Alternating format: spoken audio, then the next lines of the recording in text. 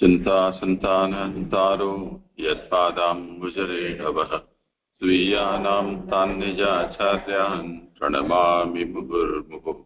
यदनुग्रहतो जन्तुः सर्वदुःखातिगो भवेत्। तमहं सर्वदा वन्दे श्रीमद्वल्लभनन्दनम्। अज्ञानतिमिरान्धस्य ज्ञानाञ्जनशलाकया चक्षुरुन्मीलितं येन तस्मै श्रीगुरवे नमः।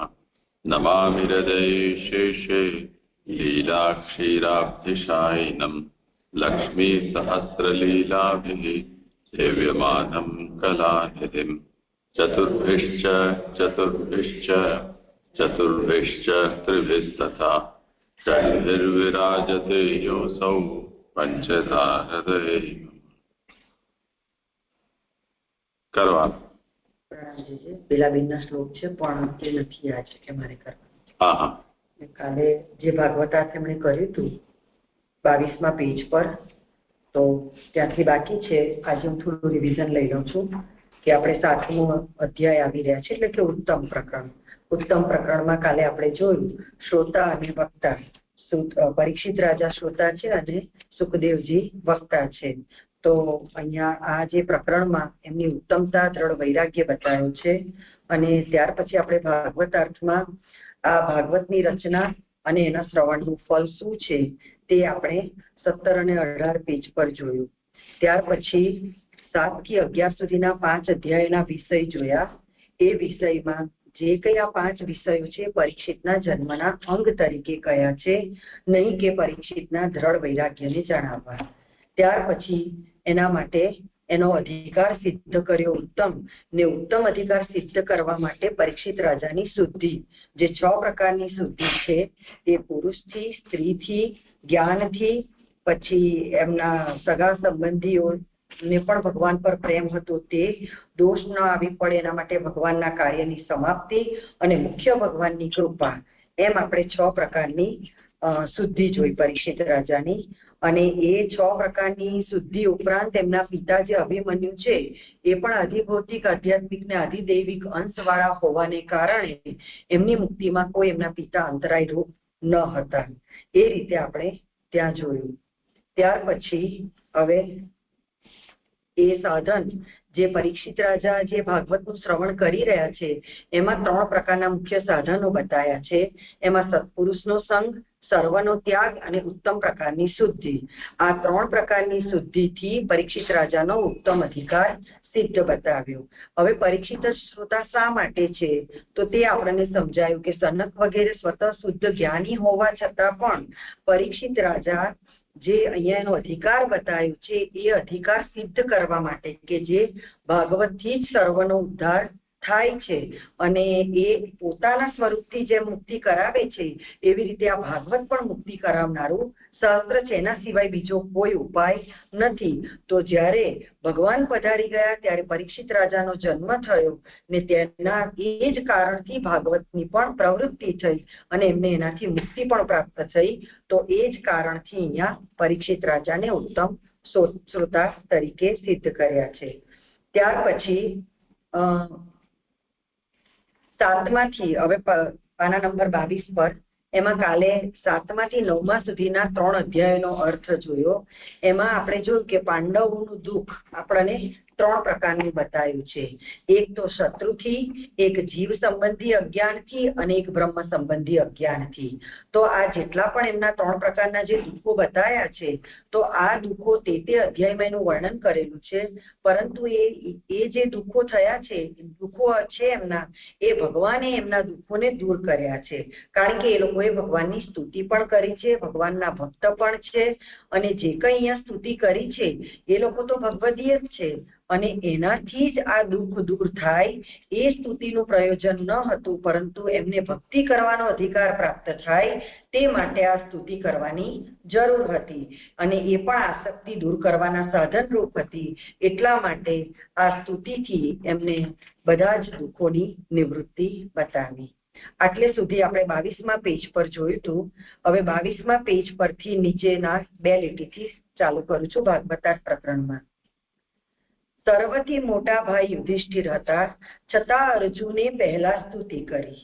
કારણ કે અર્જુન નરનો અંશ હોય, સર્વમાં મુખ્ય હતો. કુંતી શ્રી કૃષ્ણની ફોઈ હોવાથી ભગવાનના સંબંધને લીધે ઉત્તમ હતી.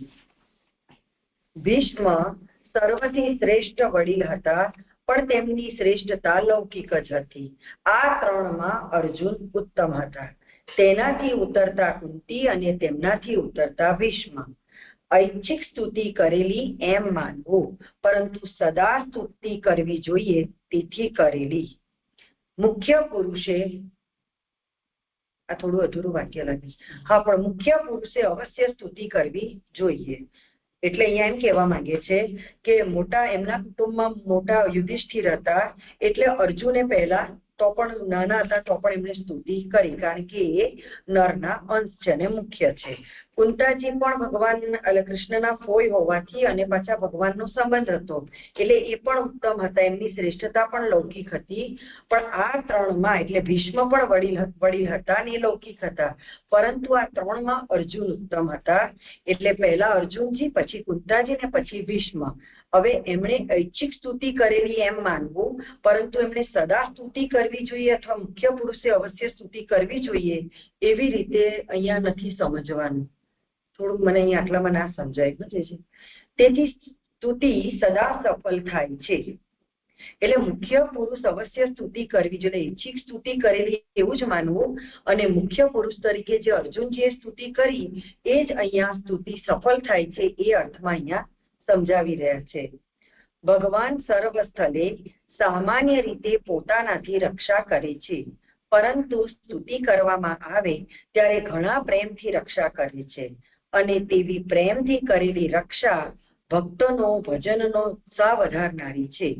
તેમને જોઈને જે પ્રકારે બીજાઓ પણ ભજન કરવા લાગે તેવો તેમનો ભજનમાં ઉત્સાહ થાય છે. એટલે અહીંયા જે મુખ્ય પુરુષ જ્યારે અવશ્ય સ્તુતિ કરવી જોઈએ અને કરે છે ત્યારે સ્તુતિ સદા સફળ રૂપ થાય છે. અને જ્યારે સફળ થાય છે ત્યારે એ ભગવાન એમની રક્ષા સામાન્ય રીતે કરે છે આમ તો, પરંતુ સ્તુતિ કરવાથી પ્રેમથી કરે છે, ને એ પ્રેમથી જ્યારે રક્ષા કરે છે ત્યારે ભક્તોમાં પણ ભજનનો ઉત્સાહ આવી જાય છે. હવે આગળ કે છે બ્રહ્માસ્ત્રોથી ભગવાને કરેલું રક્ષણ. એમાં કે છે દ્રૌપદીના 5 પુત્રોને ઊંઘતા હતા ત્યારે અશ્વત્થામાએ હણ્યા. દ્રૌપદી ભગવાનની ભક્ત હતી. પુત્રોના મૃત્યુ માટે રડવું ન જોઈએ, છતાં પણ પુત્રો બ્રાહ્મણ અશ્વત્થામાથી મર્યા, અને તે પણ યુદ્ધ કરતા મરેલ નહીં, તેથી રડવું આવ્યું. કારણ કે બ્રાહ્મણથી મૃત્યુ પ્રાપ્ત કરનાર ખરેખર નરકમાં પડે છે. કર્મના ફળ નરકમાં પડવાનું ઉલ્લંઘન તો ભગવાનની ઘણી કૃપા હોય તો જ થાય છે.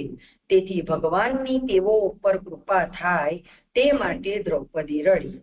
એટલે 7મા અધ્યાયના 16મા શ્લોકમાં આવશે કે દ્રૌપદીના જે 5 પુત્રો ઊંઘી રહ્યા હતા ત્યારે અશ્વત્થામાએ એનું હનન કર્યું. હવે દ્રૌપદી તો ભક્ત હતી એટલે રડે તો નહીં, પણ એ શા માટે રડી? તો કે એના પુત્ર બ્રાહ્મણથી મૃત્યુ પામ્યા છે. હવે જે બ્રાહ્મણથી મૃત્યુ પામે તો એ પુત્રો નરકમાં જાય એવું શાસ્ત્ર વચન છે, એટલા માટે એમને રડવું આવ્યું હતું. પરંતુ આ નરકમાં પડવાનું જે ઉલ્લંઘન છે એ તો ભગવાનની ઘણી કૃપા હોય તો જ થાય, અને ભગવાનની એના પર કૃપા થાય એ માટે દ્રૌપદી રડી. અર્જુને તેને દિલાસાના વચનો કહ્યા. એ શ્લોક 16માં આવશે. આ વચનો સત્ય ન હતા, કારણ કે સ્ત્રીઓ પાસે મસ્કરીમાં, વિવાહમાં, વૃત્તિ માટે પ્રાણ સંકટમાં હોય ત્યારે અસત્ય નિંદ્ય નથી. એટલે એમ કહેવા માંગે છે કે જ્યારે દ્રૌપદી રડી ત્યારે અર્જુને એને દિલાસો આપ્યો છે. દિલાસો એવી રીતે આપ્યો હતો કે હું અશ્વત્થામાનું માથું એટલે કે એનો વધ કરીને તારી પાસે લાવીશ. પરંતુ આ વચન સત્ય ન હતા, કારણ કે આ જે ભાગવત પુરાણનું જે વચન છે એમાં કહેવામાં આવ્યું છે કે સ્ત્રીઓ પાસે મસ્કરીમાં વગેરેમાં જો અસત્ય બોલવામાં આવે તો એ નિંદનીય નથી, એટલા માટે આ વચનો સત્ય ન હતા. આગળ કે છે શ્રી કૃષ્ણ તો ભક્તની ઈચ્છાને પૂર્ણ કરનારા છે, તેથી બ્રાહ્મણને હણવામાં દોષ છે એમ જાણવા છતાં અર્જુનને એવી પ્રતિજ્ઞા કરતા અટકાવતા નથી. આથી એમ સૂચવેલું છે કે ભગવાનના ભક્તોએ પણ શું કરવું યોગ્ય છે તે શાસ્ત્રથી જાણીને જ કરવું જોઈએ, કારણ કે ભગવાન અમુક કાર્યમાં દોષ છે એમ જાણવા છતાં તે કાર્ય કરતા અટકાવતા નથી. જો ભગવાન ભક્તોને તેમ કરતા અટકાવે તો બધાએ ભજન કરવા યોગ્ય ન ગણાય, કારણ કે સંસાર અનર્થરૂપ છે. એટલે અહીંયા એમ કે છે કે ભગવાન તો કૃષ્ણ ભગવાન તો ભક્તની ઈચ્છાને પૂર્ણ કરે છે. હવે જો અશ્વત્થામાનો વધ કરવામાં આવે તો દોષ અર્જુનજીને થવાનો જ છે. છતાં પણ એમણે જયારે દ્રૌપદીને આ પ્રતિજ્ઞા કરી કે હું એનો વધ કરીને લાવીશ, તો એ પ્રતિજ્ઞા કરતા પણ અટકાવતા નથી, કારણ કે ભગવાનને ખબર છે કે ભક્તોએ શું કરવું જોઈએ. એ આમે શાસ્ત્રથી એને જાણી લેવું જોઈએ, કારણ કે જે કાર્યમાં દોષ છે એ ભગવાન જાણે છે ને છતાં પણ એ કાર્ય કરતા અટકાવતા નથી, કારણ કે ભક્તને એનો વિવેક છે જ, અને એ શાસ્ત્રથી જાણીને જ કરે છે. એટલે ભગવાન એમને અટકાવતા પણ નથી. અને જો ભગવાન અટકાવે તો બધા ભજન કરવા યોગ્ય ન ગણાય, કારણ કે બધા જ સંસારમાં રચેલા છે, પચેલા છે, તો એ અનર્થ રૂપ જ છે. તો ભગવાન એને ત્યાં અટકાવતા નથી. આટલું સમજાય. આમાં થોડું છે કે કરેક્શન જોઈએ.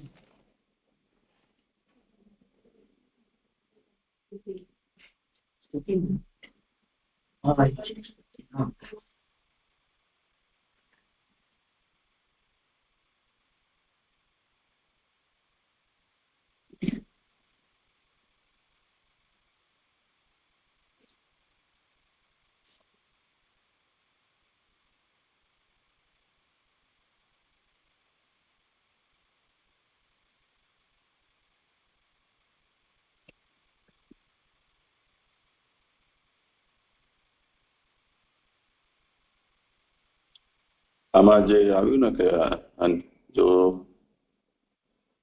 ભગવાન સર્વ સ્થળે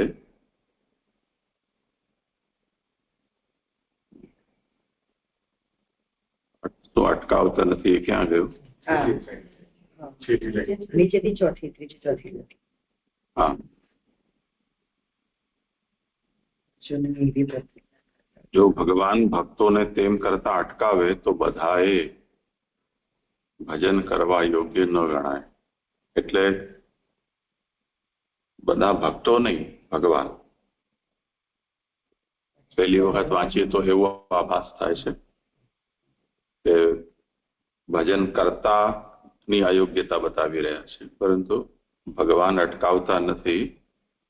જો ભગવાન એમ કરતા અટકાવે તો ભગવાન બધાથી ભજન કરવા યોગ્ય ન રહી જાય, એવું તાત્પર્ય છે.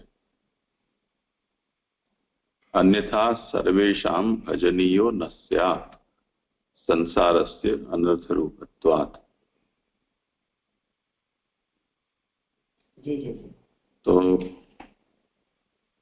અન્યથા ઇતિ એનો અર્થ કર્યો છે ભક્ત ચિત્ત અનનુસરણે. ભગવાન જો ભક્તના ચિત્તનું અનુસરણ ન કરે તો તે સ્થિતિમાં ભગવાન એમના દ્વારા ભજનીય રહી ન જાય. એનો હેતુ એ સંસારસ્ય અનર્થરૂપત્વાત, એમાં એ હેતુ આપ્યો. અને એનો અર્થ કરી રહ્યા છે કે દેહાદિ અભિમાનસ્ય. સંસારનો મતલબ દેહાદ્ય અભિમાનસ્ય, દેહ વગેરેનું જે અભિમાન છે તે. તો સિદ્ધ શું થયું કે તથા ચ નિવારણે દેહાદ્ય અભિમાનેન ભગવતી દોષ બુદ્ધિ ઉદયાત ન ભજેયુઃ इति अभजनीय स्याद अतो न निवारयति इत्यर्थः. भगवान निवारण એટલા માટે નથી કરતા કે જો ભગવાન એમનું નિવારણ કરે તો ભજન કરતા તો દેહાભિમાની છે, અને દેહાભિમાની હોવાથી એમને ભગવાનમાં દોષ બુદ્ધિ થાય, અને દોષ બુદ્ધિ થાય તો તે સ્થિતિમાં એ ન ભજેયુઃ, એમનું ભગવાનનું ભજન નહીં કરે, તેથી ભગવાન એમનાથી અભજનીય થઈ જાય, તેથી ભગવાન એમનું નિવારણ કરતા નથી, જે કરે છે કરવા દે છે. આમ તો અનુવાદ બરોબર છે, પરંતુ વાંચવાથી એવું લાગે કે ભગવાનની જગ્યાએ ભક્તો ભજન કરવા યોગ્ય ન રહી જાય. તો શું લખ્યું? એટલે એવું લખ્યું છે, જો ભગવાન ભક્તોને તેમ કરતા અટકાવે તો ભગવાન બધાથી ભજન કરવા યોગ્ય ન ગણાય, કારણ કે સંસાર અનર્થરૂપ છે.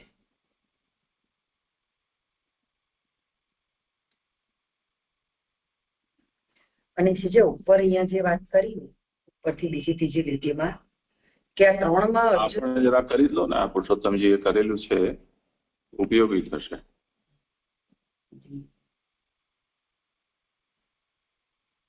હમણાં આપણે વાંચ્યું ને,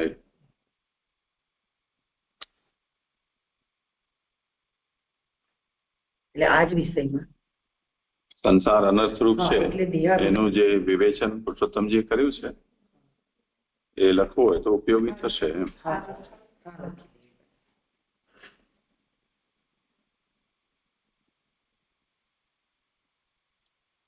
તો મૂળમાં શું આજ્ઞા કરી કે અન્યથા સર્વેષામ ભજનીયો ન સ્યાત સંસારસ્ય અનર્થરૂપત્વાत्.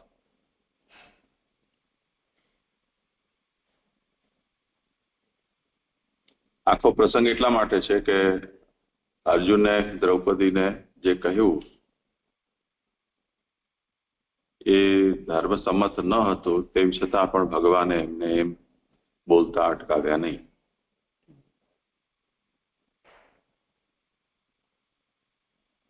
તેથી સિદ્ધાંત એ છે કે ભગવાન ન અટકાવે તો એ કરી શકાય છે એવો સિદ્ધાંત નથી. કે ભગવાનની પ્રત્યક્ષ ઉપસ્થિતિમાં પણ જો કોઈ કાર્ય આપણે કરી રહ્યા છીએ જે ધર્મસંમત ન હોય અને ભગવાન છે એને અટકાવતા નથી, તો એનો મતલબ એ નથી કે એ કાર્ય ધાર્મિક કાર્ય છે.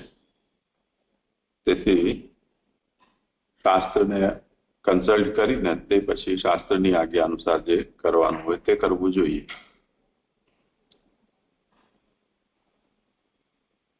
દોષો જ્ઞાત્વાપી ભગવાન યતો ન નિવર્તયતિ. કેમ કે દોષ છે ભક્તના કાર્યમાં એવું જાણવા છતાં પણ ભગવાન ભક્તને એવું કરતા અટકાવતા નથી. કેમ કે જો એવું કરવા જાય ભગવાન તો બધા સંસારી જે ભક્તો છે એમના દ્વારા ભગવાન ભજનીય ન રહી જાય. સંસાર અનર્થરૂપ હોવાથી. સંસારનો અર્થ છે દેહ વગેરેનું અભિમાન.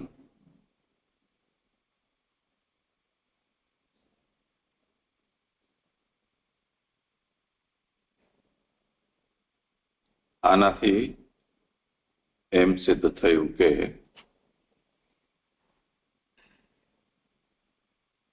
ભગવાન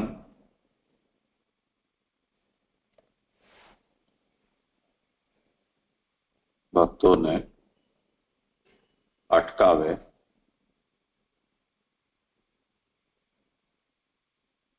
તો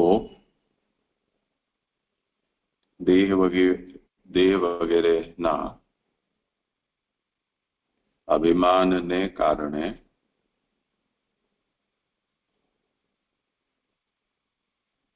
ભગવાન પ્રત્યે દોષ બુદ્ધિ થાય.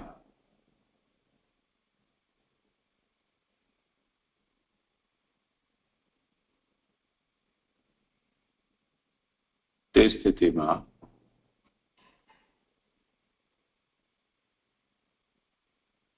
દેહાભિમાની ભક્ત ભગવાનનું ભજન ન કરે.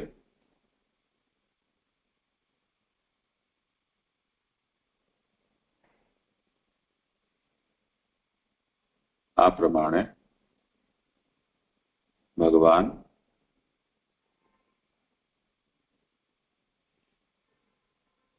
ભક્તોથી અભજનીય થાય. પૂર્ણ વિરામ. આવું ન થાય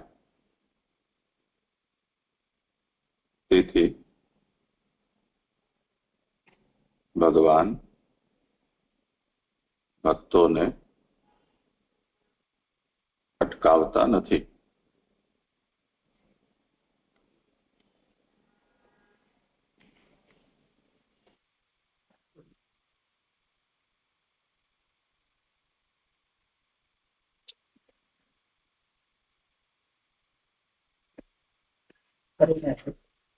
ઉપર જે કહ્યું ને આ 3માં અર્જુન ઉત્તમ હતા, તેનાથી ઉતરતા કૃતિ ઉપરની જ 2 લીટી હતી, અને તેમનાથી ઉતરતા ભીષ્મ. ઐચ્છિક સ્તુતિ કરેલી એમ માન, એટલે પોતાની ઈચ્છાથી આ સ્તુતિ કરેલી એવું માનવું, પરંતુ સદા સ્તુતિ કરવી જોઈએ તેથી કરેલી. તો પછી એ રીતે ન માનવું એટલે શું નહીં સમજાય રહ્યું.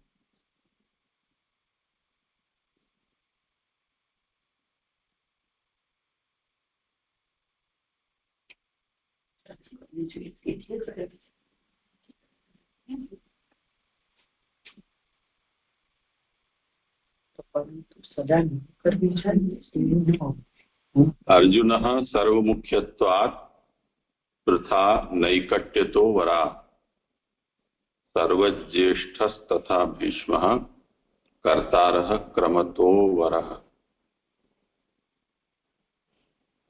બધામાં મુખ્ય હોવાથી અર્જુન, નિકટ હોવાથી વૃથા છે એ શ્રેષ્ઠ છે, અને આ બધાથી જ્યેષ્ઠ ભીષ્મ. સ્તુતિના ક્રમમાં ઉલટું છે. સર્વથા સંસ્તુવિતેતિ મુખ્ય ફલતિ સર્વદા.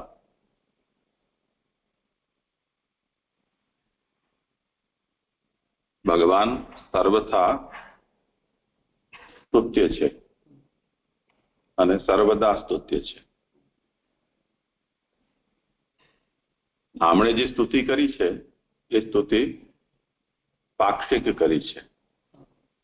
સર્વદા સ્તુતિ કરતા હોય અને આ પ્રસંગમાં પણ કરી એવું નથી. એટલે એમ કહી રહ્યા છે કે સ્તુતેઃ પાક્ષિકત્વમ વારયતિ સર્વથા ઇતિ. સ્તુતિમાં જે પાક્ષિકતા છે એનું અહીંયા વારણ કર્યું છે. એટલે આ લોકો બધા શ્રેષ્ઠ છે અને એમણે સ્તુતિ કરી છે, પરંતુ એમની જે સ્તુતિ છે એ અનુકરણીય નથી બધા માટે, કેમ કે એમણે જે તે પ્રસંગવશ કરેલી સ્તુતિ છે.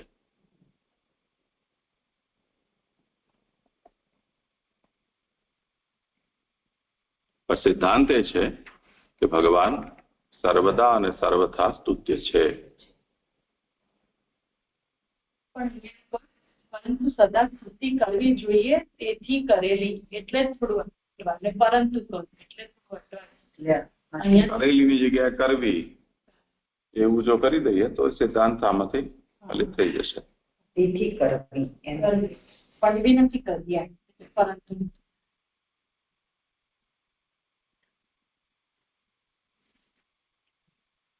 હવે આગળ કરું છું. હા, કરી. પ્રભુજી, 22ના પેજ નંબર પર જે આવ્યું ને કે એમને હવે સ્તુતિ કરી, પણ એમાં આવ્યું છે કે એમને ભક્તિનો અધિકાર પ્રાપ્ત થાય તે માટે સ્તુતિ કરેલી.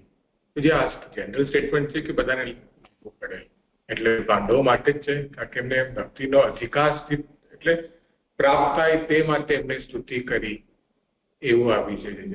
કરેલી એટલે કરવાની જરૂર હતી એવું કહ્યું ને મહાપ્રભુજીએ, એટલે જરૂર એટલા માટે આ એમના માટે જ છે કે પછી આ જનરલ સ્ટેટમેન્ટ છે કે ભક્તિનો અધિકાર પ્રાપ્ત થવા માટે સ્તુતિ કરવી જરૂરી છે એવી રીતે?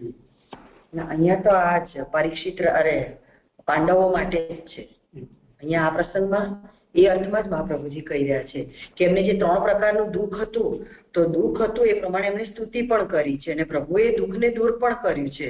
તો મહાપ્રભુજી આપણને અહીંયા ખુલાસો આપી રહ્યા છે કે આ સ્તુતિ એમણે દુઃખ દૂર કરવા નથી કરી, પરંતુ એમનો અધિકાર પ્રાપ્ત થાય ભગવદીય તો છે જ, પણ ભક્તિ પ્રાપ્ત કરવાનો અધિકાર પ્રાપ્ત થાય એટલા માટે એમની સ્તુતિ કરવાની જરૂર હતી, એમ આપણને મહાપ્રભુજી જણાવી રહ્યા છે. ને વાત અત્યારે પાંડવોની જ થઈ રહી છે. એ જ સંદર્ભમાં એમના પાંડવો માટે જ આ લાગુ પડશે કે ઇન જનરલ કે કોઈને બી ભક્તિનો અધિકાર સિદ્ધ કરવો હોય તો એમને સ્તુતિ કરવી આવશ્યક, એવી રીતે એવું લઈ શકાય. અહીંયા તો જે વિષય ચાલી રહ્યો છે, જે ઘટનાક્રમ છે એનું નિરૂપણ નિબંધમાં થઈ રહ્યું છે ને, એટલે અહીંયા એક પ્રશ્ન છે, હજી અધ્યાય ચાલ્યો નથી પણ ત્યારે કદાચ મને પ્રશ્ન યાદ ન રહે એટલે હમણાં પ્રાસંગિક તો નથી પણ તો એ પૂછું છું. અહીં જે કહ્યું છે કે હમણાં જે થયું છે એટલે બ્રહ્માસ્ત્રથી ભગવાને કરેલું રક્ષણ, એનું જે પેરેગ્રાફમાં મધ્યમાં આવે છે કે ભગવાને તો એટલે એક લીલા તરીકે જોઈએ તો ભગવાને એ અર્જુનને અટકાવ્યા, પણ અગર એવી રીતે જોવા જઈએ તો અસત્ય બોલ્યું તે નિંદનીય ન થાય, તો એ જે એના જે હેતુઓ બતાવ્યા ઉપર છે કે મશ્કરીમાં કે વિવાહમાં કે વૃત્તિ માટે કે પ્રાણ સંકટમાં હોય ત્યારે અસત્ય નિંદ્ય નથી, તો આવો કોઈ પ્રસંગ એટલે આ વૃત્તાંતમાં તો દેખાતો નથી કેમ તેમ આવી રીતે આજે ગણાવ્યા. દ્રૌપદીને એટલે અચ્છા એને એક ગણી લેવાનું છે એમ કે સ્ત્રી પાસે અને પછી એને મશ્કરીમાં વિવાહમાં વૃત્તાંત માટે, એટલે મશ્કરીમાં 1 પછી વિવાહમાં 2. અચ્છા, આને એક શરૂઆતથી જ જો ગણવાનું છે. ઠીક છે.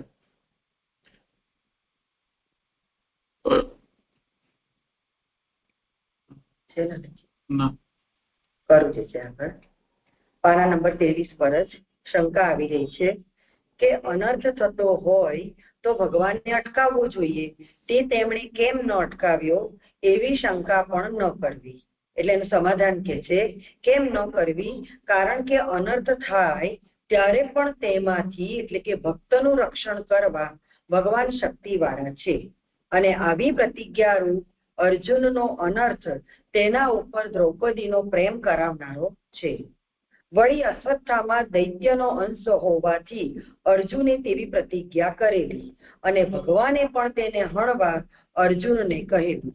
અહીંયા ઉપર જે શંકા કરી કે અનર્થ થતો હોય તો એ ભગવાન એમને અટકાવવા જોઈએ, તો કેમ ન અટકાવ્યા? તેનું સમાધાન એ કર્યું કે આમ તો પ્રભુ તો અનર્થ થાય ત્યારે અટકાવવા માટે પણ પ્રભુ તો સમર્થ છે, એ ભક્તનું રક્ષણ કરવા માટે પણ સમર્થ છે, પરંતુ આવી પ્રતિજ્ઞા જે અર્જુનજીએ કરીને તે અનર્થ તો એને દ્રૌપદી પર એટલે સ્ત્રી પર પ્રેમ હોવાને કારણે કરી છે, અને એની શંકાનું સમાધાન આવ્યું.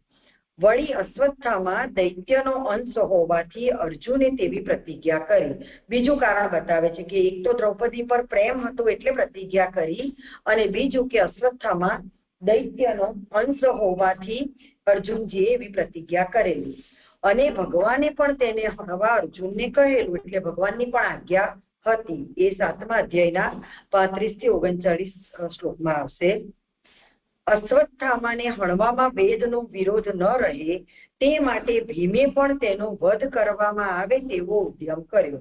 હવે અશ્વત્થામાને હણવાનો હતો અને એ ભગવાને આજ્ઞા પણ કરી હતી, પણ એને હણવામાં વેદનો વિરોધ ન રહે, એટલે કે વેદમાં એટલે કે શાસ્ત્રમાં એવું છે કે જે દૈત્યનો અંશ હોય અથવા તો કોઈ આતતાઈ છે તો એને મારવામાં કોઈ દોષ નથી, તો એ રીતે ભીમે પણ તેનો વધ કરવાનો ઉદ્યમ કર્યો. 51મા શ્લોકમાં આવશે. તેનું કારણ બતાવે છે કે કેમ, તો કારણ કે પ્રાણવાયુ રૂપ ભીમ વેદ રૂપ છે, એટલે અહીંયા ભીમને વેદ રૂપ કયા છે, એટલે ભીમ પણ એનો વધ કરવા માટે તૈયાર થયા હતા એટલા માટે કે તેમાં વેદનો વિરોધ નથી, કારણ કે આવા દૈત્યના અંશને અથવા કુકૃત્ય કરનારા જે છે એને તો શાસ્ત્ર પણ કહી રહ્યા છે કે એનો વધ કરવો જોઈએ. અને અહીંયા પ્રાણવાયુ રૂપ ભીમ કયા છે, એટલે કે વાયુપુત્ર જે કુંતાજીથી એ રીતે જેમ સૂર્યપુત્ર કર્ણ છે એ રીતે જ ને, તો ભીમ પણ કુંતાજીથી એ વાયુના પુત્ર હોવાથી એ ભીમ છે પ્રાણવાયુ રૂપ, અને એટલે વેદરૂપ છે.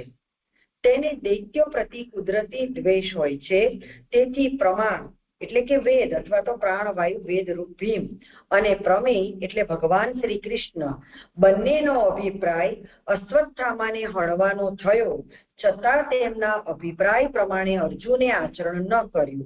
એટલે આ રીતે વેદનો વિરોધ ન હતો, ઉપરાંત ભગવાનની આજ્ઞા હતી, છતાં પણ અશ્વત્થામાને હણવાનો ઉપાય અર્જુનજીએ ન કર્યું, એનું આચરણ ન કર્યું. અર્જુન તેમજ દ્રૌપદી બંને લૌકિક હતા, તેથી લોક એટલે કુલના વિચારને લીધે અને બ્રાહ્મણને હણવો નહીં એવા વેદના વાક્યને લીધે અશ્વત્થામાનો વધ ન કર્યો. એટલે પ્રભુની આજ્ઞા હતી અને વેદમાં પણ કહ્યું છે, છતાં પણ એમણે બંને આજ્ઞાનું એટલે કે એ પ્રમાણે આચરણ ન કર્યું. તેનું કારણ અહીંયા બતાવે છે કે અર્જુન અને દ્રૌપદી બંને લૌકિક હતા, એટલે એમને લોક અને કુલનો વિચાર હતો. અને પાછું શાસ્ત્રમાં પણ કહ્યું છે કે બ્રાહ્મણને હણવો નહીં, તો આ વચનોને લીધે અશ્વત્થામાનો અર્જુનજીએ વધ ન કર્યો. અશ્વત્થામામાં દૈત્યનો અંશ હતો અને દ્રૌપદી સંહાર શક્તિ હોય, દૈત્યોને અનુકૂળ હોય, તેથી તેણે તેને છોડી મૂકવા કહ્યું.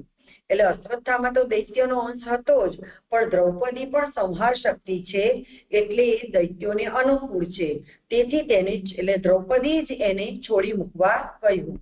એ 43 થી 48 શ્લોકમાં આવશે. ભગવાન તો તે સર્વરૂપ હોવાથી બંને પક્ષને સમાન છે,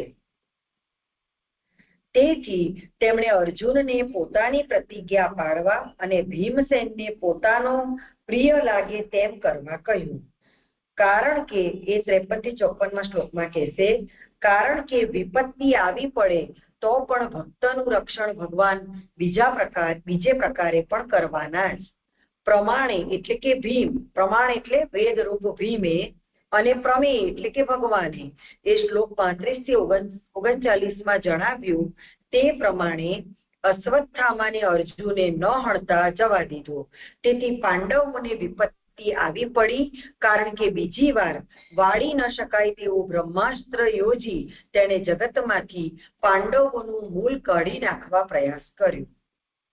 એટલે અહીંયા એમ કહી રહ્યા છે કે અર્જુને અશ્વત્થામાને ન હણ્યા, કારણ કે એક તો કારણ એ બતાવી દીધું કે બંને લૌકિક પણ હતા અને કુલ્લો ને લોકના વિચાર અને શાસ્ત્રની આજ્ઞા પણ કે બ્રાહ્મણને ન હણવું. અને અશ્વત્થામાં દૈત્યનો અંશ પણ હતો, સાથે સાથે દ્રૌપદી પણ સંહાર શક્તિ હતી, એટલે દૈત્યોને અનુકૂળ હતી. એમાં એવું આપણે આગળ કહ્યું હતું કે જે ભગવાનને આગળ લીલા કરવી છે ને, એટલા માટે અહીંયા દ્રૌપદીને એ દૈત્યોને અનુકૂળ થાય એ અર્થમાં અહીંયા એને સંહાર શક્તિ કહી છે.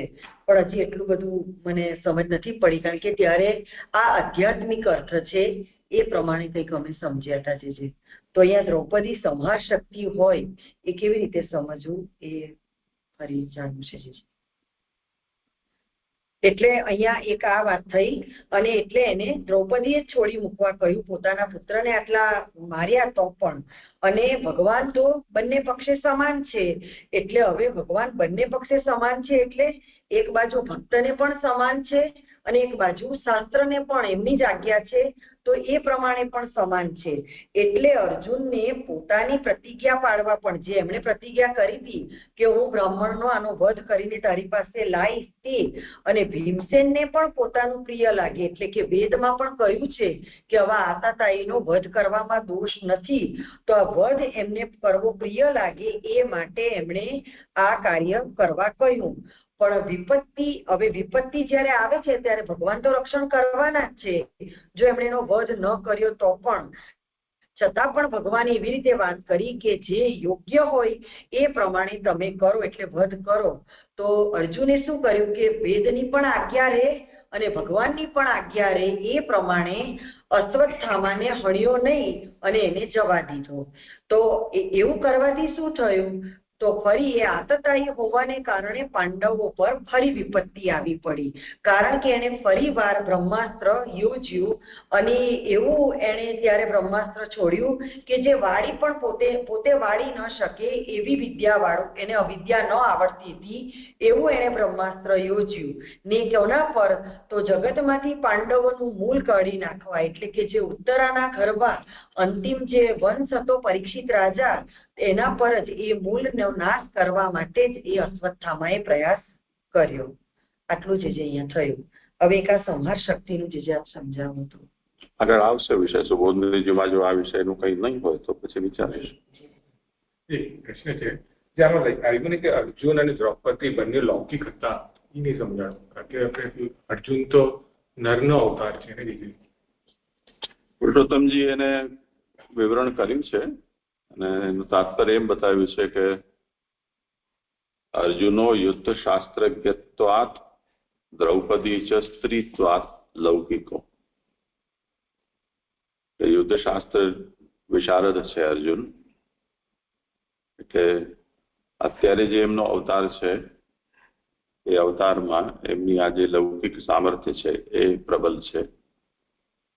તે જ રીતે દ્રૌપદી જે છે એ ભલે ભગવાનની લીલા પરિકરમાંથી પ્રકટ થયેલા છે, પરંતુ અત્યારે સ્ત્રી પ્રકૃતિથી એમના પ્રાધાન્યથી એમનું પ્રાકટ્ય અને કાર્ય છે એ અર્થમાં લૌકિક છે.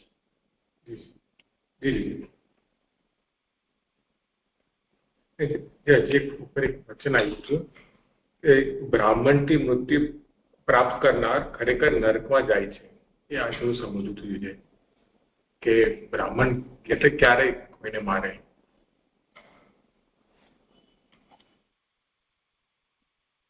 ત્યાંનું વચન છે તો ખ્યાલ નથી, પણ એનો તાત્પર્ય એવું સમજી શકાય કે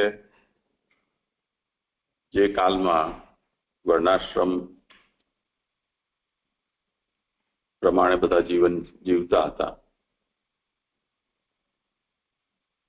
તો શસ્ત્ર વગેરેનું કાર્ય છે એ ક્ષત્રિયોએ સંભાળેલું છે.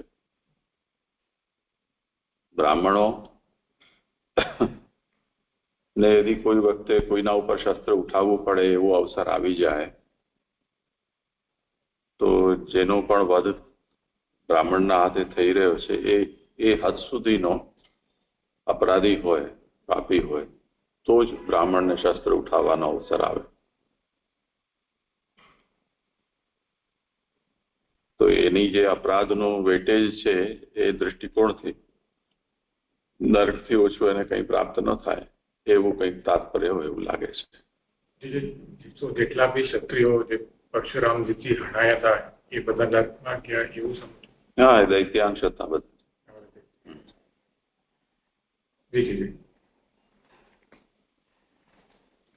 હવે આગળ 24મું પેજ છે ભાગવતાન પ્રકરણમાં. અર્જુને અશ્વત્થામાનો વધ ન કરતા તેના માથામાંથી મણી કાઢી લઈ તેને મૂંડ્યો. એ 55મા શ્લોકમાં કહેશે તેનું માથું મૂંડવાનું જ્ઞાન અર્જુનને તે સમયે થયું, કારણ કે તે સમયે ભગવાનનો તેનામાં આવેશ થયેલો. ભગવાને અર્જુનમાં આવેશ કરી તે પ્રમાણે કરેલું, તેથી તેણે તેનું માથું લાવી આપવાની પહેલા પ્રતિજ્ઞા કરેલી. એ 16મા શ્લોકમાં તેનો વિરોધ રહેતો નથી. એટલે જે દ્રૌપદીજીને જે કહ્યું હતું કે માથું લાવી આપીશ, તો એ એમણે કાર્ય કઈ રીતે કર્યું? તો કે એના માથામાંથી મણી કાઢી લીધો અને એનું માથું મૂંડ્યું. એ એનો વધ બરાબર જ છે ને આ કાર્ય પણ એણે ભગવાનનો એનામાં આવેશ થયો ત્યારે એ આવેશથી જ એ કાર્ય થયું અને એ પ્રતિજ્ઞા પણ પૂર્ણ થઈ. જો ભગવાને અર્જુનમાં આવેશ કરી તે પ્રમાણે કર્યું ન હોત તો સંહાર શક્તિ દ્રૌપદી, ભીમ વગેરેનો પણ વધ કરત. એટલે ભગવાને જો અર્જુનમાં આવેશ કરીને આ કાર્ય ન કર્યું હોત તો જે સંહાર શક્તિ છે દ્રૌપદી, એ તો દૈત્યને અનુકૂળ હતી અશ્વત્થામાને, તો પછી એનાથી એ શું કરત? તો ભીમ વગેરેનો વધ કરી નાખત. જે બીજા બધા ત્યાં હતા એનો વધ કરત. આવું ઉપાખ્યાન પણ કોઈ સ્થળે પ્રસિદ્ધ છે. એટલે આ ઉપાખ્યાનનું કંઈક આ વચન છે એ અર્થમાં અહીંયા મહાપ્રભુજી બતાવી રહ્યા છે. પછી ક્રોધનો આવેશ જતો રહ્યો ત્યારે પહેલાની પેઠે એટલે બ્રાહ્મણથી મૃત્યુ અને યુદ્ધ કરતા ન થયું તે માટે દ્રૌપદી અને પાંડવોએ પુત્રોના મૃત્યુ માટે વિલાપ કર્યો.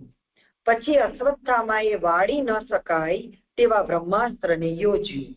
અર્જુનને પોતે પહેલું બ્રહ્માસ્ત્ર વાળેલું તેનો ગર્વ ન રહે તે માટે ભગવાને આ પ્રયોગ કરાવેલો. એટલે હવે આ તો અહીંયા સિદ્ધ થઈ ગઈ વાત કે આ જો અર્જુનનો ભગવાનમાં અર્જુનનો આવેશ ન થાત તો આ રીતે વધ ન થાત, ઉલટાનું આ લોકોનો ભીમ વગેરેનો વધ કરત. પણ જો પછી જયારે ક્રોધનો આવેશ જતો રહ્યો ત્યારે પાછું દ્રૌપદી અને પાંડવોએ પોતાના પુત્રો જે મરી ગયા છે એનો વિલાપ કર્યો અને એને તો છોડી દીધો.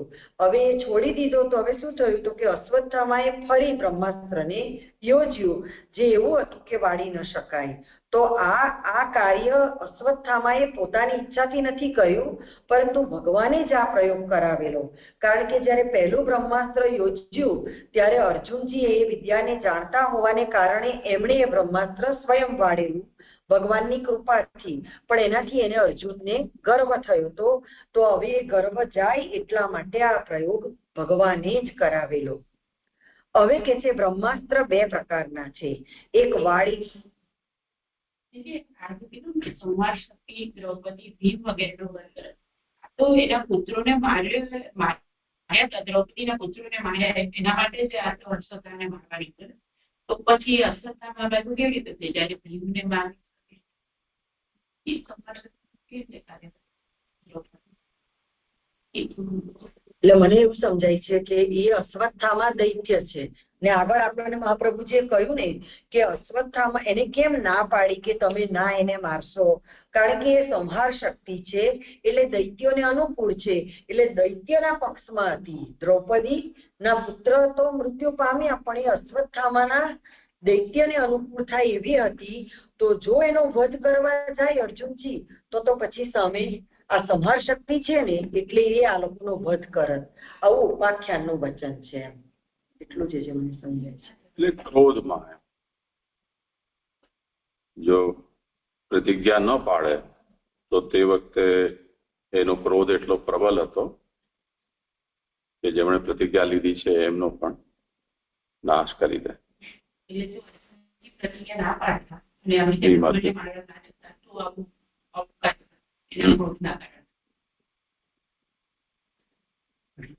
એટલું સામર્થ્ય હોય ત્યારે કે અર્જુન અને ભીમને પણ મારી શકે એવું કે દ્રૌપદીજીને. તો પછી એ સામર્થ્ય લૌકિક નથી, આ સામર્થ્ય અલગ પ્રકારનું સામર્થ્ય છે.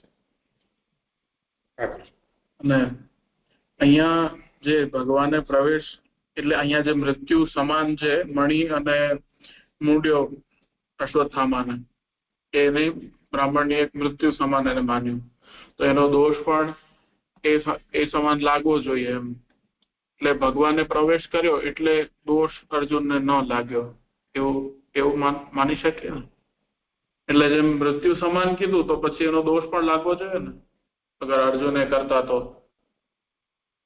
આવશે વિશે જોઈશું. આમાં કઈ દોષનો પ્રસંગ નથી. હવે આગળ કે છે બ્રહ્માસ્ત્ર બે પ્રકારના છે, એક વાળી ન શકાય તેવા અને બીજું વાળી શકાય તેવા. પહેલા વાળી શકાય તેવું બ્રહ્માસ્ત્ર અશ્વત્થામાએ યોજેલું, તેથી ભગવાને તેને વાળવા અર્જુનને કહ્યું. એ 28મા શ્લોકમાં આવશે. અને અર્જુને તે વાળ્યું એ 32મા શ્લોકમાં. તેથી અર્જુનને ગર્વ થયો. તે ગર્વ ન રહે તે માટે વાળી ન શકાય તેવું બ્રહ્માસ્ત્ર યોજવા ભગવાને અશ્વત્થામાને પ્રેરણા કરેલી. એટલે અર્જુનનો ગર્વને ન રહે એટલા માટે જ ભગવાને અશ્વત્થામાને આ બીજું બ્રહ્માસ્ત્ર યોજવાની પ્રેરણા કરી. પોતાનું મૃત્યુ થાય તેમ હોય તેવા પ્રસંગે પણ વાળી ન શકાય તેવું બ્રહ્માસ્ત્ર યોજવું ન જોઈએ. તેનું સામર્થ્ય શાસ્ત્રથી અને દેવથી પ્રાપ્ત થયેલું હોય છે, તેથી તેનું તેજ અધિક હોય છે. એટલે આ જે અશ્વત્થામાએ જે ભગવાનની પ્રેરણાથી જે બીજું બ્રહ્માસ્ત્ર યોજ્યું એ કેવું હતું કે એ યોજી ન શકાય એવું હતું. જો પોતાનું મૃત્યુ થાય ને તો પણ એ મૃત્યુ આવે તો પણ એવા સમયે એવા પોતાના સંકટના સમયે પણ આ યોજવું ન જોઈએ, કારણ કે આનું સામર્થ્ય કેવું છે, શાસ્ત્રથી ને દેવથી પ્રાપ્ત થયેલું અને એનું તેજ પણ અધિક હોય છે. અહીંયા સુધી 7મા અધ્યાયનો વિષય આવી રહ્યો છે જે અને હવે 8મા અધ્યાયમાં આટલી જ 4 લીટી કરીને હું એને સંગતિ લઈ લઉં કે જ્યારે અશ્વત્થામાને કાંઈ ઉપાય ન રહ્યો અને મળી જવાથી તે મરેલા જેવો થઈ ગયો, ત્યારે તેણે પિતા પાસેથી ઘણા પૂજનથી પ્રાપ્ત કરેલ આ બ્રહ્માસ્ત્રને યોજ્યું. તેથી ભગવાને તેને સુદર્શનથી પાંડવોનું રક્ષણ કર્યું. એ 8મા અધ્યાયના 12મા શ્લોકમાં આવશે. તેથી અર્જુન સહિત પાંડવોનો ગર્વ જતો રહ્યો. તો આ રીતે બીજા બ્રહ્માસ્ત્રથી, જે પહેલા બ્રહ્માસ્ત્રને વાળવાથી અર્જુનજીને ગર્વ થયો હતો, એ આનાથી નિવારણ ભગવાને જ કર્યું. આટલું આપણે ભાગવતાર્થ પ્રકરણ જોયું 7મા અધ્યાયનું. હવે એમાં પુરુષોત્તમ સહસ્ત્ર નામ ઘણા બધા આવી રહ્યા છે. હા, જે આવ્યું ને કે પોતાનું મૃત્યુ થાય ત્યારે, એટલે એવો સમય આવે ત્યારે પણ બ્રહ્માસ્ત્ર ઉપયોગ ન કરવો જોઈએ. પછી બ્રહ્માસ્ત્ર રાખીને મતલબ શું? જયારે આપણા પ્રાણ સંકટમાં હોય અને તમારું મૃત્યુ સામે હોય ત્યારે પણ અગર ન કરે ઉપયોગ, તો પછી ક્યારે ઉપયોગ થાય? એ સત્કલ્યાણકારી કાર્ય હોય, દુષ્ટનો સંહાર કરવો હોય, પરોપકાર હોય, એના માટે આ શાસ્ત્ર છે, દિવ્ય અસ્ત્રો. સ્વાર્થ માટે થોડા છે. હવે પુરુષોત્તમ સહસ્ત્ર નામ છે, એમાં અંતરાત્મા, ધ્યાન ગમ્યો. અંતરાત્મા એ હવે આગળ આ 7મા શ્લોકની અંદર, 7મા અધ્યાયમાં આવશે.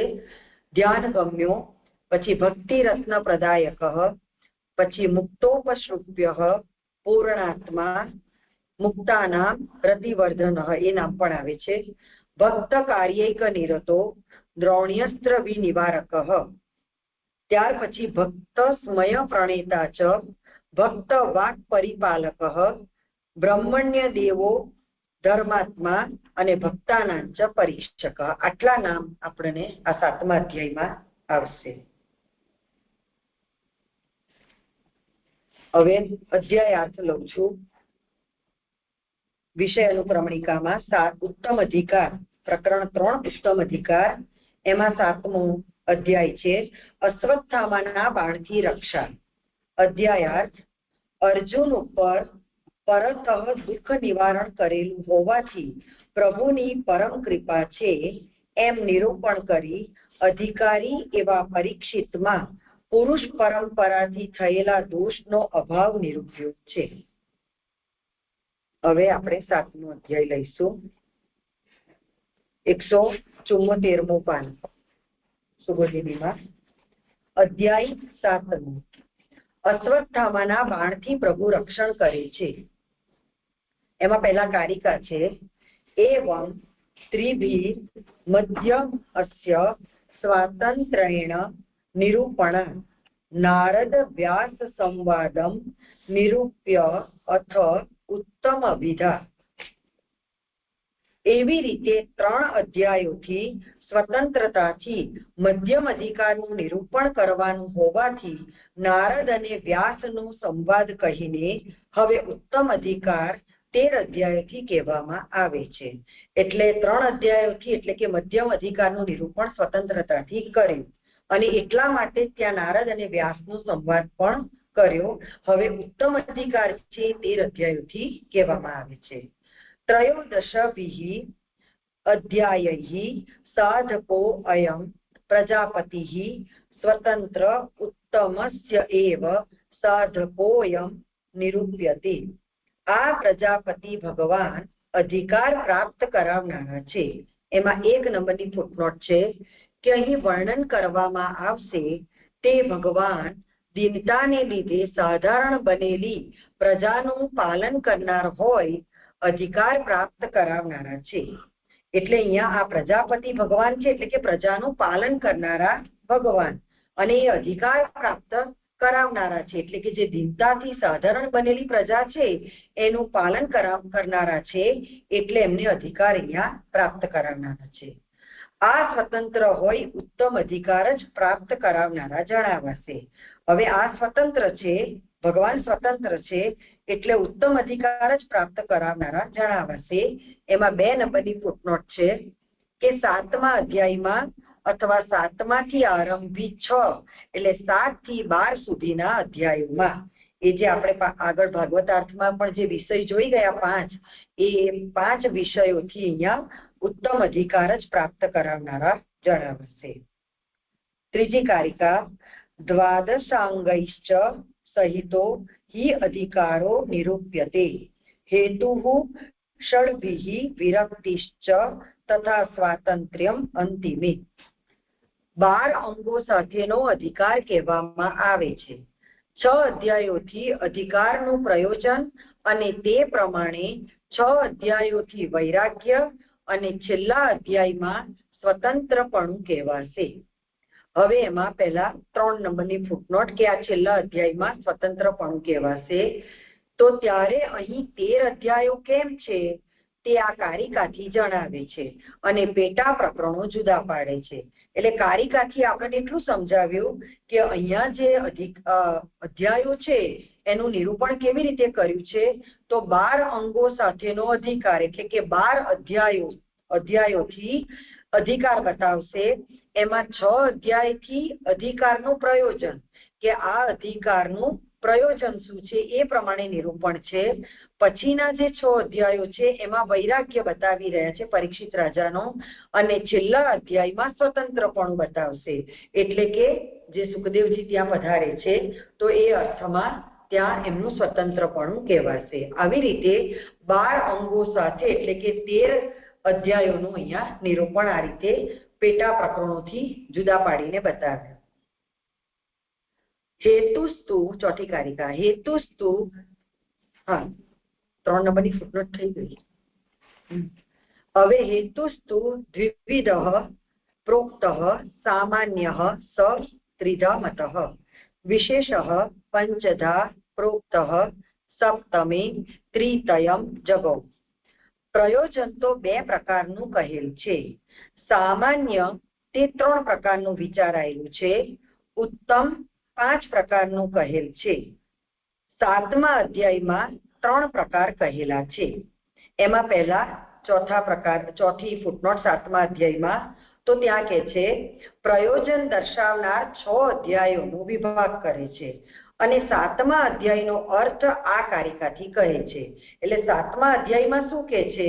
6 અધ્યાયનો વિભાગ તો ઉપર આપણને કહી દીધો ત્રીજી કારિકામાં કે 6 અધ્યાયથી અધિકારનું પ્રયોજન બતાવે છે, ને 7મા અધ્યાયમાં 3 પ્રકાર કહેલા છે તો એ 7મા અધ્યાયનો અર્થ બતાવ્યો.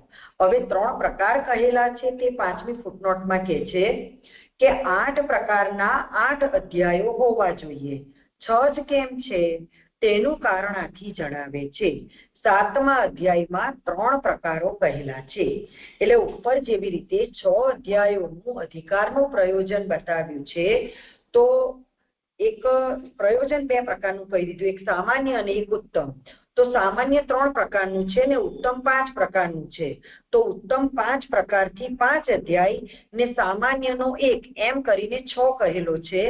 તો અહીંયા જે સામાન્ય 3 પ્રકારનું કહ્યું ને એટલે શંકા એવી થાય છે કે 8 અધ્યાયો હોવા જોઈએ, પણ અહીંયા 8 નથી કહ્યું, પણ 7મામાં જ 3 પ્રકારનું વિચારેલું સામાન્ય પ્રયોજન છે એ એમાં આવી જાય છે એના અંતર્ગત. એટલે 7મામાં 7મો 1 અને એની અંદર બીજા 2 પ્રકાર એટલે 3 પ્રકારથી બીજા 2 ગણીએ એટલે 7મા અધ્યાયનો એમ કરીને 6 જ અધ્યાય સમજવાના છે. 5 ઉત્તમ અધિકાર જણાવતા અને સામાન્યમાં 1 છે એમાં 3 લઈ લેવાના એમ સામાન્ય પ્રયોજન.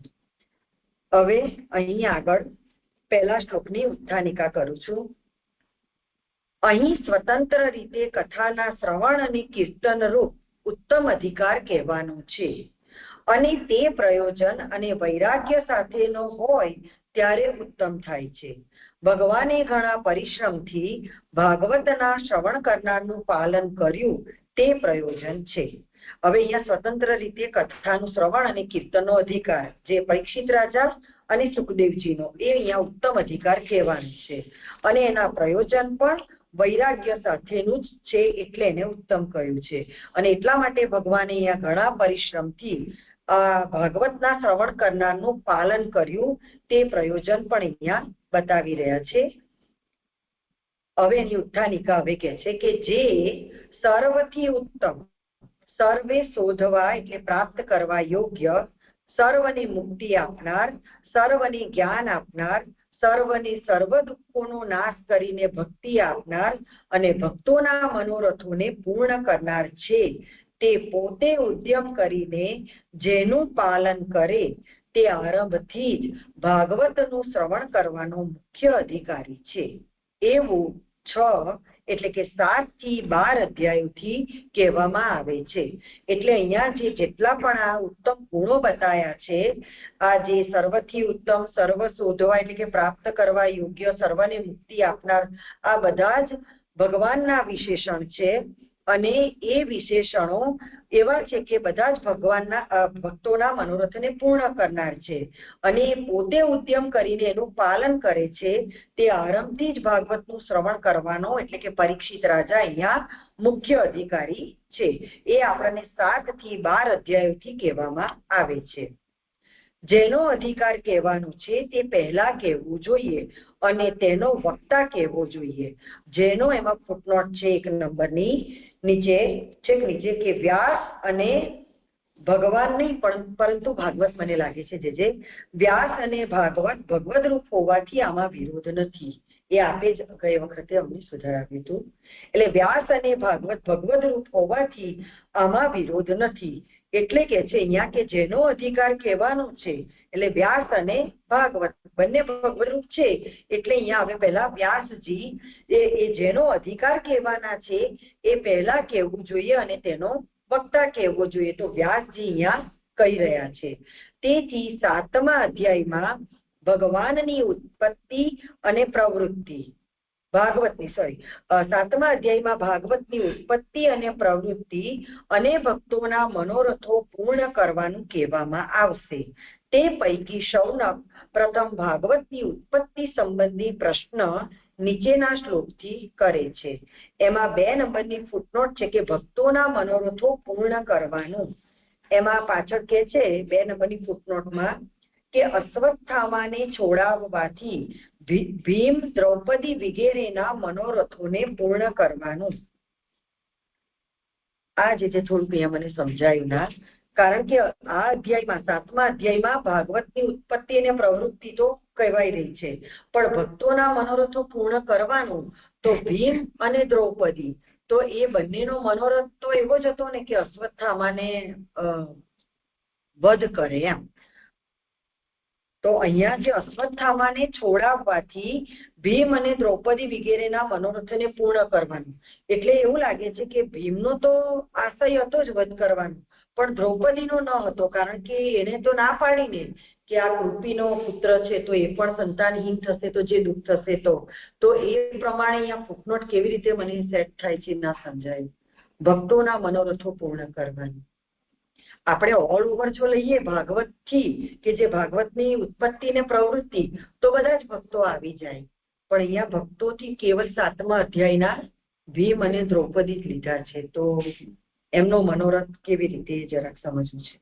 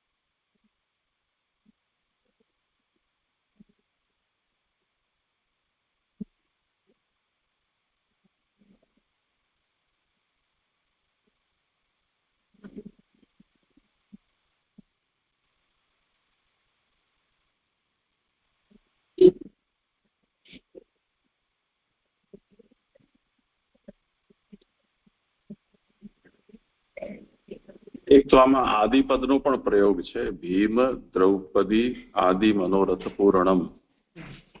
એટલે પુરુષોત્તમજી અહીંયા કેવલ ભીમ દ્રૌપદી પૂરતી આ વાત સીમિત નથી રાખી રહ્યા.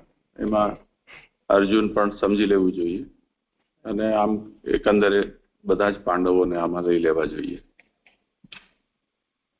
અને મનોરથ પછી યથાયોગ્ય અર્થમાં આપણને સમજવું પડશે, જ્યારે જેવું જેમનો મનોરથ એમ.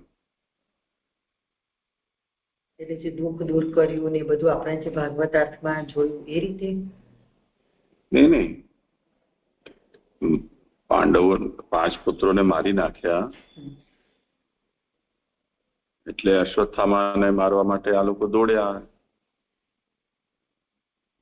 અર્જુને પ્રતિજ્ઞા પણ કરી. તો સૌથી ત્યાંથી શરૂ કરો. એક મનોરથ એ અર્જુનની પ્રતિજ્ઞા છે તે જ રીતે ભીમે પણ ઉપક્રમ કર્યો.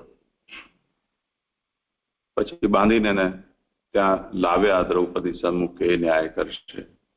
તો દ્રૌપદીનો મનોરથ. પછી એટલે સાપ મરી જાય અને લાઠી પણ ન તૂટે, મધ્યમ માર્ગ જે એમણે લીધો એ પણ એક મનોરથ.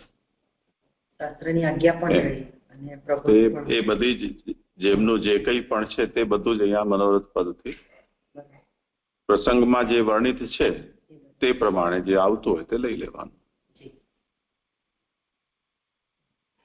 પેલી ફૂટનોટ બી નહીં સમજાણી છે કે અત્યારે વક્તાનું જે કહી રહ્યા છે વ્યાસજીનું આવ્યું તો ઉત્તમ અધિકાર પ્રકરણ ચાલે છે. તો આ વ્યાસજી કેવી રીતે આવ્યા સમજ જેનો અધિકાર કહેવાનો છે પેલીનું ફૂટનોટ છે ને વ્યાસ અને ભાગવત ભગવદ રૂપ છે એટલે એમાં વિરોધ નથી. તો અહીંયા અધિકાર કોનો કહી રહ્યા છે? આ જે ભાગવતની ઉત્પત્તિ અને પ્રવૃત્તિ એ વ્યાસજી સમાધિમાં જોઈને બધું કહેવાના ને. એ તો પહેલામાં આપણે જોઈ ગયા. આપણે આમના ઉત્તમ અધિકાર પ્રકરણ ચાલે છે. તો આમાં પછી જે વક્તાનું કોણ વક્તા છે એ કેવું એ ફૂટનોટ એના પછી જેનો અધિકાર કહેવાનો હોય તે પહેલા કહેવું જોઈએ અને તેના વક્તા કહેવા જોઈએ. તો પછી સુખદેવજી આવશે ને.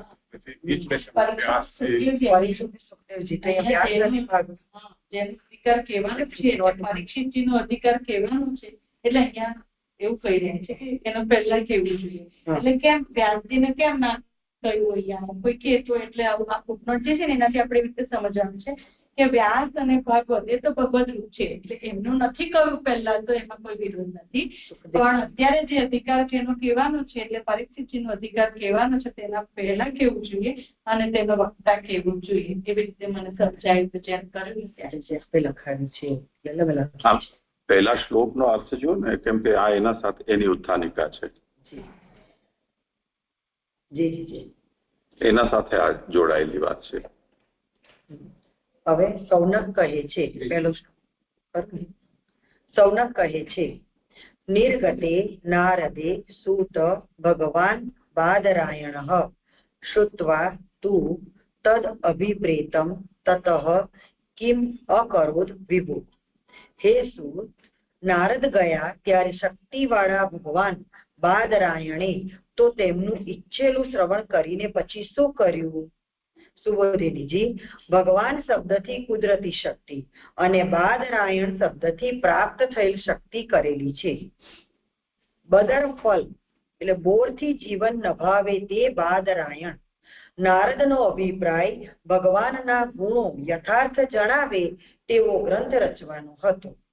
એટલે અહીંયા સૌનકજીએ પ્રશ્ન કર્યો છે કે નારદજીએ ઉપદેશ આપ્યો ત્યાર પછી હવે ભગવાન બાદરાયણે એમણે ઈચ્છેલું તો શ્રવણ કરી લીધું, હવે એમણે શું ઉદ્યમ કર્યો? તો ત્યાં પહેલા તો ભગવાન અને બાદરાયણની વ્યાખ્યા બતાવે છે કે ભગવાનથી અહીંયા કુદરતી શક્તિ. તો મને એવું સમજાય છે અહીંયા ભગવાન વ્યાસજીને કયા છે તો એટલા માટે કે ભગવાનના જ્ઞાન અવતાર છે એટલે એમને કુદરતી શક્તિ કહી છે. અને બાદરાયણ શબ્દથી એવું કહ્યું છે કે પ્રાપ્ત થયેલ શક્તિ અહીંયા કરેલી છે. પછી બાદરાયણની અહીંયા વ્યુત્પત્તિ બતાવી એટલે કે બદર ફલ એટલે બોરથી જે જીવન નભાવે તે બાદરાયણ એટલે એમને આ પ્રાપ્ત થયેલી શક્તિ છે, એટલે એમને બાદરાયણ કહ્યું છે. અને નારદનો જે અભિપ્રાય છે એ તો અભિપ્રાય ભગવાનના ગુણો એ વ્યાસજી યથાર્થ જણાવે અને એવો જ ગ્રંથ રચવાનો હતો. એટલે એના માટે અહીંયા સૌનકજી આવો પ્રશ્ન કર્યો કે એમણે આટલું જાણ્યા પછી, આટલું શ્રવણ કર્યા પછી શું કર્યું, આ રીતે અહીંયા પ્રશ્ન કર્યો છે. જેથી અહીંયા મારો નિરૂપણ પણ સંપન્ન થયું. દંડવત પ્રણામ છે. અધિકાર તો આગળ ઉત્તમનો કહેવો છે, પરંતુ જે આના વક્તા છે તે અને જે વક્તવ્ય રૂપ ભાગવત છે તે, જેમાં જેમનો અધિકાર ઉત્તમ બતાવવો છે તે પહેલા આ તો બતાવી દેવામાં આવે. એટલે વ્યાસ અને ભાગવત એ પ્રથમ કહી રહ્યા છે, પછી તો શુક વગેરેનું આવશે વિષય.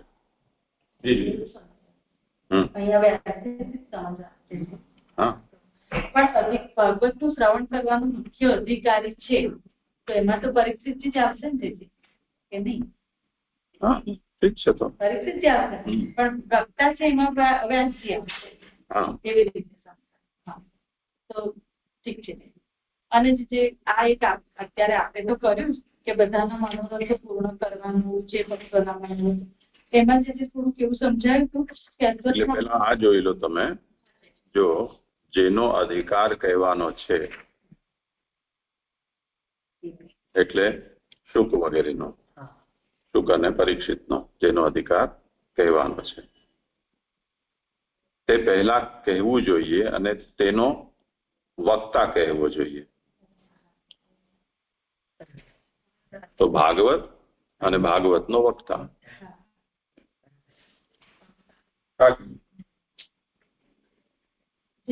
આમાં મૂળમાં થોડા પાઠભેદ પણ છે. એમાં યસ્યાધિકાર એવો એક પાઠ છે અને યસ્ય અધિકારી. તો આમણે શું કર્યું છે, જેનો અધિકાર, એમણે યસ્યાધિકાર પાઠ માન્ય કર્યો છે નાનુભાઈએ.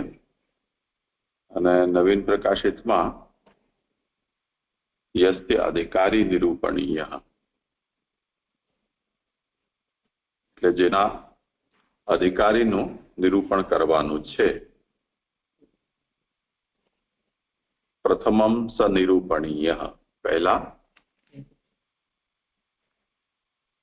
એટલે જે ભાગવતના અધિકારીનું નિરૂપણ કરવાનું છે તે ભાગવત પહેલા નિરૂપણીય છે અને તે ભાગવતના વક્તા પણ.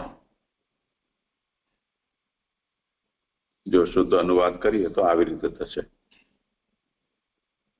યસ્ય ભાગવતસ્ય અધિકારી નિરૂપણીય પ્રથમમ સહ નિરૂપણીય સહ ભાગવત નિરૂપણીય તદ્વક્તા ચ, એટલે તસ્ય ભાગવતસ્ય વક્તા ચ.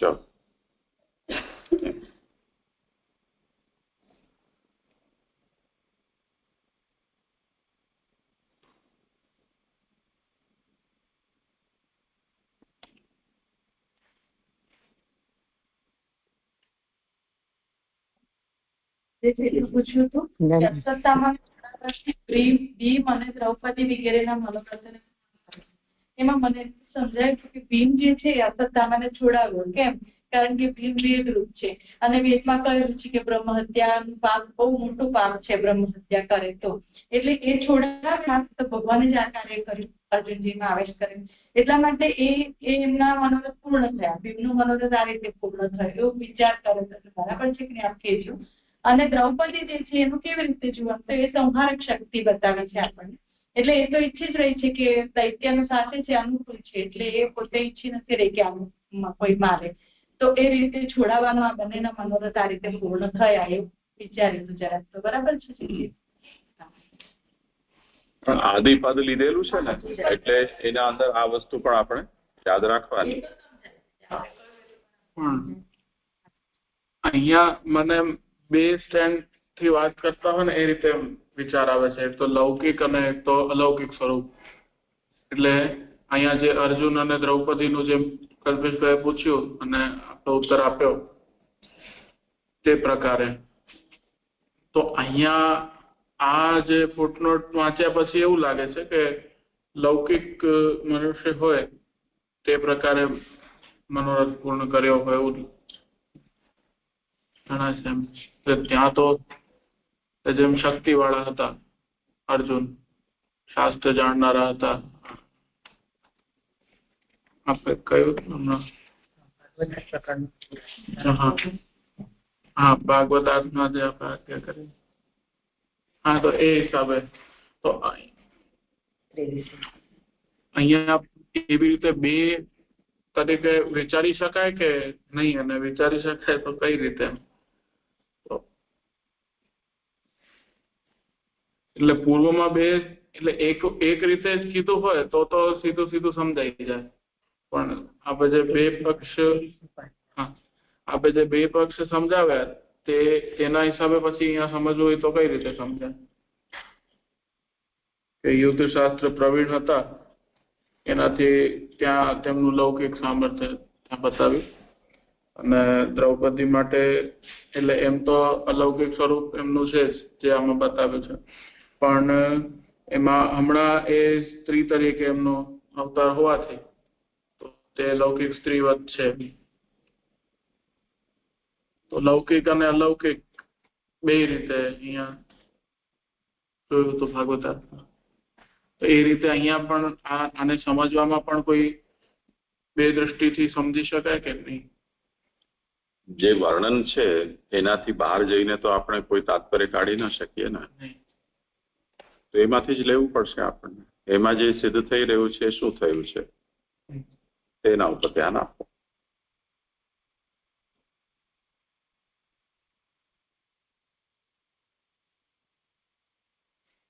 તો અહીંયા જેમ હિનાબેને કહ્યું કે ભીમ છે તે વેદરૂપ ત્યાં બતાવ્યા હતા, તો એને અહીંયા એ રીતે પણ સમજી શકીએ એવી રીતે. અને અગર એ રીતે કર્યું શું કે ન તો એનો વધ કર્યો, ન એને બંદી બનાવી લીધો, ન એને કોઈ પુરસ્કાર આપ્યો, મણી એનો લઈ લીધો, માથું મૂંડી દીધું, મૂછ મૂંડી દીધી, રૂપ બનાવી દીધો એને અને છોડી દીધો. આ વિષયમાં જેમની જેટલી સંમતિ હતી, જેવું જેનો મનોરથ હતો તે ભગવાને અહીંયા પૂર્ણ કર્યો છે. તે સિવાય બીજો કોઈ મનોરથ આમાં દેખાતો હોય તો આપણે એને પણ વિચારી શકીએ, પણ જે કથામાં વર્ણિત છે એનાથી વધારે તો આપણે ન લઈ શકીએ. કે ત્યાં એવું પણ આવ્યું ને કે ભીમ અને અર્જુન બે પ્રતિજ્ઞા કરી. એક જગ્યાએ ભીમ એ રીતે વેદરૂપ છે તો રક્ષા બ્રહ્મ હત્યા ન થવી જોઈએ એમ, એક જગ્યાએ એમણે પ્રતિજ્ઞા પણ કરી. આ રીતે પછી એમ બેઉમાં થોડુંક વિરોધ જેવું દેખાય. પણ અંતમાં બધા જ પ્રસન્ન થઈ ગયા ને, એટલે મનોરથ પૂર્ણ કરે. તો એ અંશમાં જ આપણે સમજ. હા નીલમબેન, બીજા કોઈને જે કંઈક કહેવા પૂછવાનું. તમારો અવાજ નથી આવી રહ્યો. આગળ કોનો છે વારો? પ્રણામ જીજી, આજે મારો ક્રમ છે. જે આવે છે અવાજ? હા હવે આવ્યો. હા માફ કરજો. જે આ પહેલા શ્લોકની છેલ્લી લીટી છે ને, નારદનો અભિપ્રાય ભગવાનના ગુણો યથાર્થ જણાવે તેવો ગ્રંથ રચવાનો હતો, એટલે એમણે ભાગવતની રચના કરી. પણ એ આની જોડે ઉપરના વાક્ય સાથે કઈ રીતે જોડાય કે બાદરાયણ એટલે પ્રાપ્ત થયેલ શક્તિ કરેલી છે, ને બદરફળ એટલે બોરથી જીવન નભાવે તે બાદરાયણ. તો બાદરાયણથી એમને આ રીતના ગુણો યથાર્થ જણાવી શકે તેવો ગ્રંથ રચી શક્યા. એ બે મારાથી જોડાતા નથી. જે પ્રણામ એ કુદરતી શક્તિ એ જ્ઞાનાવતાર હતા, એ ભગવાન કહીને એમને જ્ઞાનાવતાર બતાવ્યા. અને બાદરાયણ શબ્દથી પદથી એવું સમજાવે છે કે એ શબ્દ એમનો પ્રાપ્ત થયેલી શક્તિ છે. અને બાદરાયણનો મિનિંગ શું કર્યો કે બોરથી એમણે જીવન નભાવ્યું તે. પછી એ નારદનો અભિપ્રાય ભગવાનના, એટલે એ છેલ્લું વાક્ય બાદરાયણ સાથે જોડે છે મહાપ્રભુજી. એ કઈ રીતનું છે નથી સમજાતું છે. પ્રણામ. એટલે નીલમબેન, અહીંયા જે મૂળમાં ભગવાન બાદરાયણ એ જે કહ્યું છે ને, એની અહીંયા ભગવાનથી તાત્પર્ય શું સમજવાનું છે એ આપણને શ્રી મહાપ્રભુજી સુબોધિનીમાં જણાવે છે કે એમણે ભગવાન સંબોધન એટલા માટે કર્યું કે ભગવાનના જ્ઞાન અવતાર છે, એટલે એ એમની કુદરતી, એટલે પ્રભુની જ આ કૃપા છે. એટલે પ્રભુ જ પોતે સ્વયં છે જ્ઞાન અવતાર તરીકે. અને બાદરાયણનો અર્થ શું થાય તો તે આપણને બતાવ્યું કે બોરથી જીવન નભાવે તે બાદરાયણ. એટલે બાદરાયણ કહેવાનો મિનિંગ એ છે કે એમનાથી પ્રાપ્ત થયેલી શક્તિ પણ છે. એટલે ભગવાને એમને એવી શક્તિ કૃપાથી આપી પણ છે.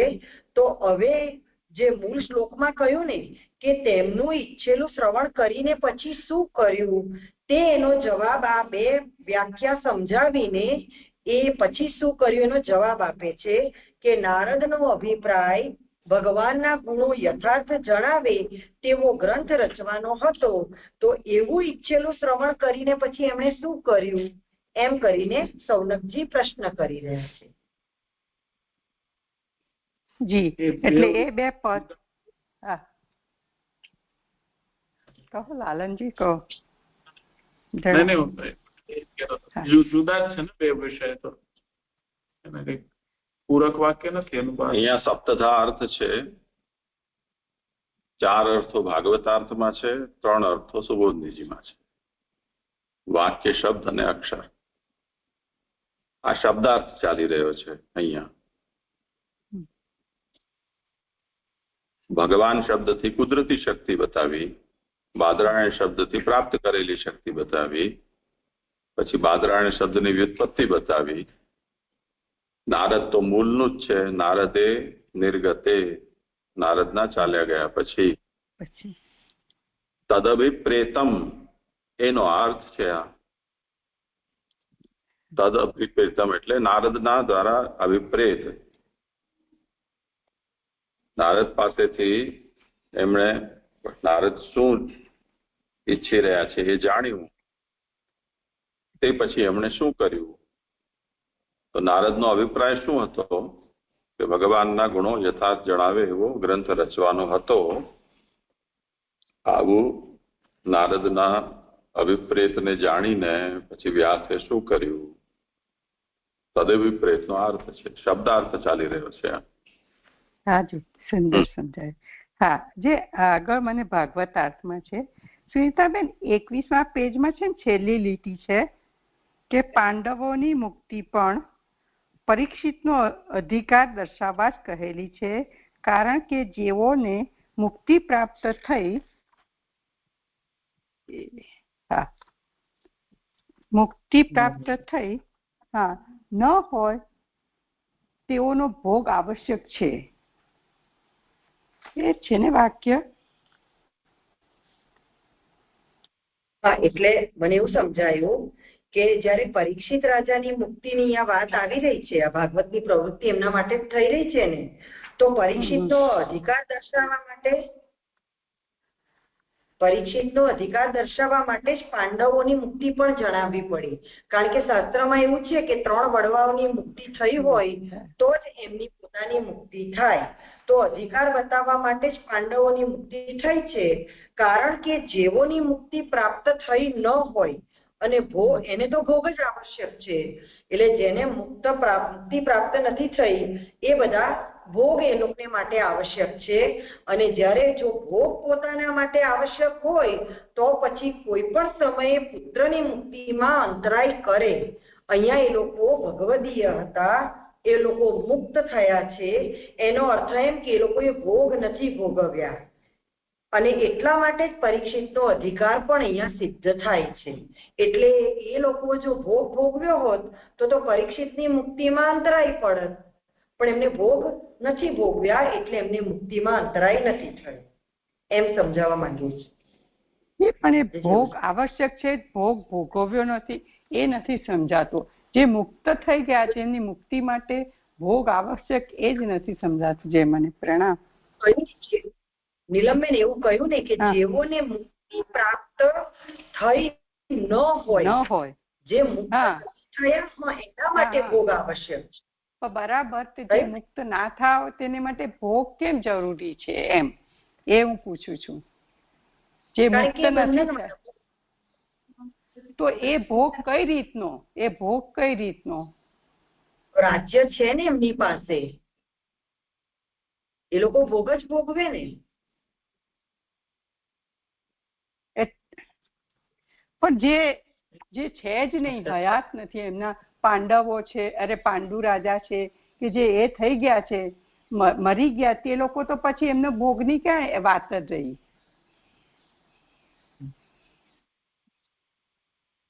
એટલે અહીંયા ભોગ આવશ્યક છે એવું જણાય કહેવા એટલો માંગે છે કે જે મુક્ત નથી થયા તે, જે મુક્ત થઈ ગયા છે, મુક્ત નથી થયા તો ભોગ જ ભોગવશે ને શું કરશે એમ કહેવાનું તાત્પર્ય ભોગમાં નથી, કહેવાનું તાત્પર્ય મુક્તિમાં છે કે એ બધા મુક્ત થયા છે અને મુક્ત થયા છે એટલે પરીક્ષિતની મુક્તિમાં હવે કોઈ અંતરાય નથી, બધા મુક્ત થયા હોવાથી. બસ આટલું કહેવાનું તાત્પર્ય મુક્તિમાં છે, ભોગમાં નથી. અને ભોગમાં જો મુક્તિ ના પ્રાપ્ત કરી હોય તો પછી ભોગ ભોગવતા હોત તો પરીક્ષિતજીની મુક્તિમાં અંતરાય પડે, પણ એવું કઈ છે નહીં.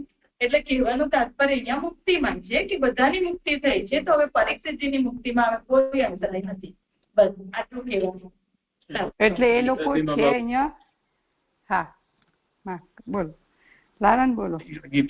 ભગવાન કહે છે ને કે તમે રાજ્ય જીતશો અગર તો રાજ્યને ભોગશો અને તમે તમારી મૃત્યુ થશે તો, એટલે આ તો ભોગ પદ માટે કહું છું, અહીંયા પ્રસંગ નથી ચાલતો, પણ તમે જીતશો તો તમે રાજ્ય ભોગશો. તો અહીંયા રહીને તો ભોગ જ થશે, બીજું તો શું થશે. એટલે એ લોકો જીવતા હશે તો. નંબર 22 એટલે પહેલા તો પેલું ઉલટું પાનું છે ને, એટલે પેલા 21માં એટલે 20મા પાના પર છેલ્લી લીટી લેવાની છે. 20મા પાના પર પાંડવોની મુક્તિ પણ જે જૂનું ખોટું લખાયું છે ને ત્યાં પાંડવોની મુક્તિ પણ છેક નીચે જે પરીક્ષિત શ્રોતા શા માટે છે એના ટાઇટલમાં છેક નીચેની લીટી પાંડવોની મુક્તિ પણ પરીક્ષિતનો અધિકાર દર્શાવવા જ કહેલી છે, કારણ કે જેઓની મુક્તિ પ્રાપ્ત થઈ, હવે 22મા પાના પર ન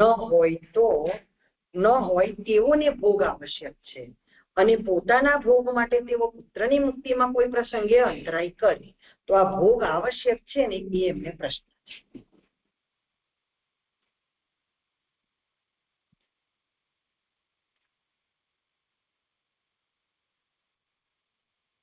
થઈ ગયું ને સમાધાન? એ રીતે લેવાનું કે એ લોકો જીવતા છે તો એ લોકોને ભોગ જ ભોગવવા જોઈશે. હું એવું સમજુ છું કે જે મરી ગયા છે તે અંતરાય નહીં ઉભો કરે, કારણ કે એમને મુક્તિ ના થઈ. શબ્દનો પ્રયોગ કરવાની શું જરૂર છે? જીવતા શબ્દનો પ્રયોગ કરવાની જરૂર નથી ને. મુક્ત નથી થયા તે, ચાહે એ પ્રેતાવસ્થામાં હોય, ચાહે એ પિતૃ અવસ્થામાં હોય, ચાહે કોઈ દેવ યોનિમાં હોય, મુક્ત નથી. તો જે મુક્ત નથી એમને જે અવસ્થામાં જ્યાં હોય, જે લોકમાં હોય તે ભોગવવું રહ્યું. ભાનુબેનને કઈ કહેવાનું છે? જી એટલે મારું એ હતો પ્રશ્ન કે આ ભોગ એટલે કઈ રીતનો, કે પિતૃમાં અવસ્થા હોય કે કોઈ પણ અવસ્થામાં હોય તે લોકો માટે ભોગ જરૂરી છે. જી હા. અને જે એ જ આ 7માથી 9મા અધ્યાય સુધીના 3 અધ્યાયનો અર્થ એના પછીના પાના, એ જ પાના પર છે ને 22મા પેજમાં, તો જે 7મા અધ્યાયમાં અર્જુને દુઃખ ઉપરથી છે 10મી કેવી લાઈન હશે, 7મા અધ્યાયમાં અર્જુને દુઃખના પ્રસંગે સ્તુતિ કરી, 8મા અધ્યાયમાં અર્જુને દુઃખના પ્રસંગે સ્તુતિ કરી.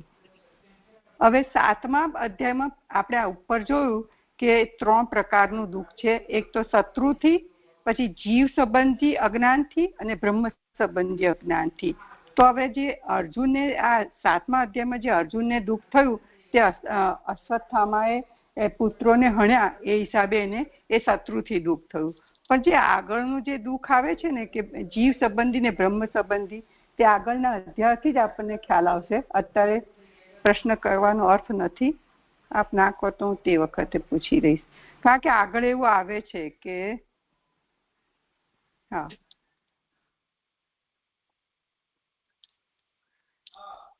ઉત્તરાના ગર્ભનું અને પાંડવોનું ભગવાને રક્ષણ કર્યું ત્યારે પોતાનું ઈચ્છેલું પ્રાપ્ત થતા કુંતીએ સુખના પ્રસંગે સ્તુતિ કરી. આથી બ્રહ્મના સંબંધી અજ્ઞાન દૂર થયાનું જણાવેલું છે. એ 8મા અધ્યાયમાં આવતું હશે. અને પછી 9મા અધ્યાયમાં ભીષ્મે પોતે મોક્ષ પ્રાપ્ત થાય તે માટે સ્તુતિ કરી. આથી જીવ સંબંધી અજ્ઞાન દૂર થયાનું જણાવેલું છે. તો જે આ બે છે ને, બ્રહ્મ સંબંધી અજ્ઞાન કઈ રીતે દૂર થયું અને જીવ સંબંધી ભીષ્મની સ્તુતિથી દૂર થયું તે મને નથી સમજાતું. જે પ્રણામજી. ત્યારે આવશે વિષય ત્યારે જોઈએ. હા હાજી હાજી પ્રણામ. હવે મને નથી. દંડવત પ્રણામ જીજે. સમય થઈ ગયો છે, કાલે કરીશું. હા તો હું કાલે પૂછું ને. દંડવત પ્રણામ. હા ભલે. હા ના પૂછી લો, તમે બોલી નથી રહ્યા, ક્યારથી અનમ્યુટ કરેલા છે. હા બંધ બધાને ચાલતું હતું ને, જે અધૂરું હતું એટલે રહ્યું. હા તો આ 7મા અધ્યાયમાં જે બીજી કારિકા છે ને એ મને સમજાતી નથી કે ત્રયોદશે અધ્યાયે સાધકો અયમ પ્રજાપતિ સ્વતંત્રમ. આ સ્વતંત્ર શબ્દ છે ને મને નથી સમજાતું કે જરા સુનિતાએ કર્યું પણ મને ત્યાં બરોબર આવ્યું સમજાયું ને. સુનિતા કરતો જોઈ. એટલે માસી મને એવું સમજાયું કે આ પ્રજાપતિ ભગવાન અધિકાર પ્રાપ્ત કરાવનારા છે. અહીંયા ભગવાનનું વિશેષણ પ્રજાપતિ છે, એટલે પ્રજાપતિ એ અર્થમાં કે જે પ્રજાનું પાલન કરનાર છે. તો હવે આ જે 13 અધ્યાયોથી પ્રકરણ કહેવામાં આવ્યું છે ને એ ભગવાન છે જે પ્રજાનું પાલન કરનારા, સાધારણ બનેલી પ્રજા. એટલે માનો આ બધી જ જે પાંડવોની છે એ બધી જ પ્રજાનો એમનો અધિકાર પ્રાપ્ત કરાવનારા છે અને આ સ્વતંત્ર છે એટલે ઉત્તમ અધિકાર જ પ્રાપ્ત કરાવનારા જણાશે. કારણ કે અહીંયા બધું જ ભગવાને સ્વયં બધાના પર કૃપા કરીને આ લોકોનો ભક્ત બનાવીને એમને અધિકાર પ્રાપ્ત કરાવ્યું છે. પરીક્ષિત રાજાને પણ ભગવાને સ્વયં આ કાર્ય કર્યું છે. એ અર્થમાં અહીંયા સ્વતંત્ર ભગવાન માટે વાપર્યું છે. એટલે ભગવાન સ્વતંત્ર છે એટલે એ આ પાંડવોને કે પરીક્ષિત રાજાને ઉત્તમ અધિકાર જ પ્રાપ્ત કરાવનારા જણાવાશે. અને એ વાત આપણને પહેલી ફૂટનોટમાં પણ જણાવી કે એ પ્રજાનું પાલન કરનાર હોય, અધિકાર પ્રાપ્ત કરાવનારા છે એટલે ભગવાન. તો ભગવાન સ્વતંત્ર છે એ અર્થમાં મને સમજાયું. હવે આ વાત જો આપણે લઈએ તો પરીક્ષિત માટે સ્વતંત્ર જ સુખદેવ થઈને અવતાર ધારણ કરીને ભગવાન આવ્યા તો એ ત્યાં સુધી લેવાશે? હું એમ પૂછું છું કે અહીંયા જે કશું ગઈ વખત છે કે પરંપરાથી સુખ ભગવાનનો અવતાર છે તેથી એ વક્તા છે અહીં કથાના. એવું જે લખાયું છે એ સમજાતું નથી કે મેં કયા સેન્સમાં લખ્યું છે, પણ અહીં જરાક જે ખુલાસો કરે તો આ સ્વતંત્ર હોય, અધિકાર જ પ્રાપ્ત કરાવનાર જણાવાશે. તો એ જો આગળ જણાવાશે એમ.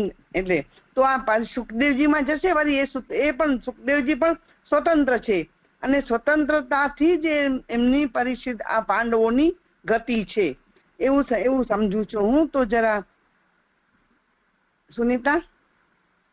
હા મને તમારો પ્રશ્ન મને સમજાયો કે આ સ્વતંત્રથી પરીક્ષિત રાજા અને પરીક્ષિત રાજા તો આવી જ રહ્યા છે પણ સુખદેવજી પણ લેવાના એ અર્થમાં તમે કહી રહ્યા છો ને? હા હા તો સરળ બાબા જરાક સમજાવો ને.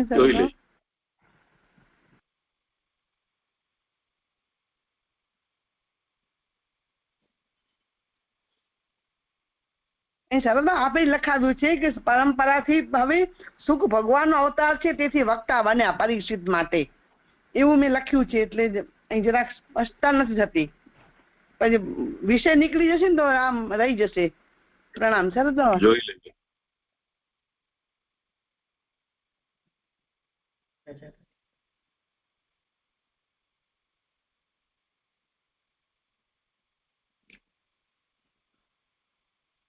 સ્વતંત્ર उत्तमस्यैव साधकोऽयं निरूप्यते।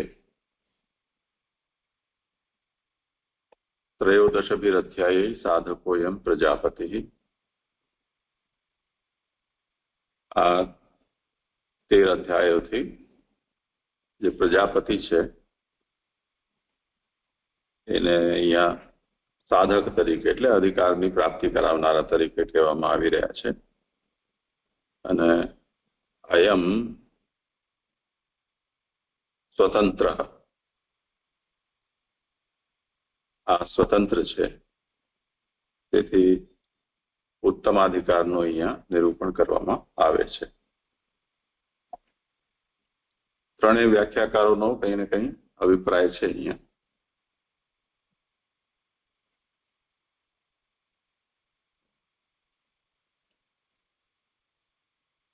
ગોકુલનાથજી એમ આજ્ઞા કરે છે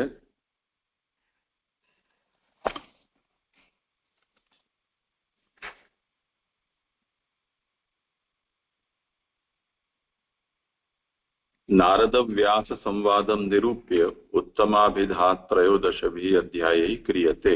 नारद અને વ્યાસના સંવાદનું નિરૂપણ કરીને ઉત્તમનો અધિકાર કહેવા માટે હવે 13 અધ્યાયથી આગળ હવે તેનું નિરૂપણ કરવામાં આવે છે. સંખ્યા તાત્પર્યમ આહુઃ સાધકઃ ઇતિ. આ સાધક છે એ સંખ્યાનું તાત્પર્ય જતાવતા કહે છે કે 12 માસાત્મક કાલઃ તતો અધિક સંખ્યા નિરૂપણેન અયમ અધિકારઃ કાલ અનધીનઃ. અહીંયા 13 એ જણાવ્યું છે કે કાલ 12 માસાત્મક હોય છે અને આ 13 અધ્યાય છે એટલે એક અધિક થયો એનાથી. તેથી આ જે અધિકાર છે એ કાલાધીન નથી એવું આનાથી દ્યોતિત કર્યું છે. તથા ચ સાધકો અયમ અધિકાર, આ અધિકાર સાધક છે. પ્રજાપતિ એટલે ઉદ્ભવ કરતા,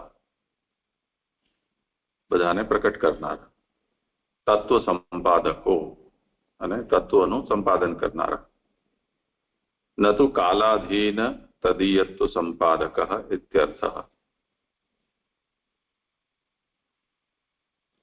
નારદસ્ય નવવિધ ભક્તિ પર્યંતમ ઉદ્ભવ કથનાદ ઇદમ તદીયત્વમ કાલાધીનમ ઇતિ ભાવઃ.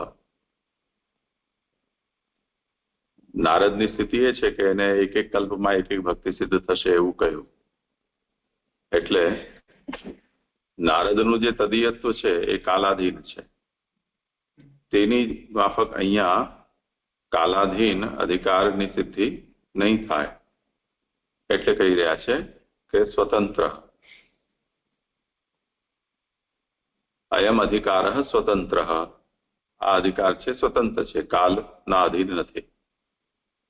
અતઃ ઉત્તમસ્ય સાધક એટલે કાલથી અધીન ન હોય તેવા ફલ એનો સાધક છે.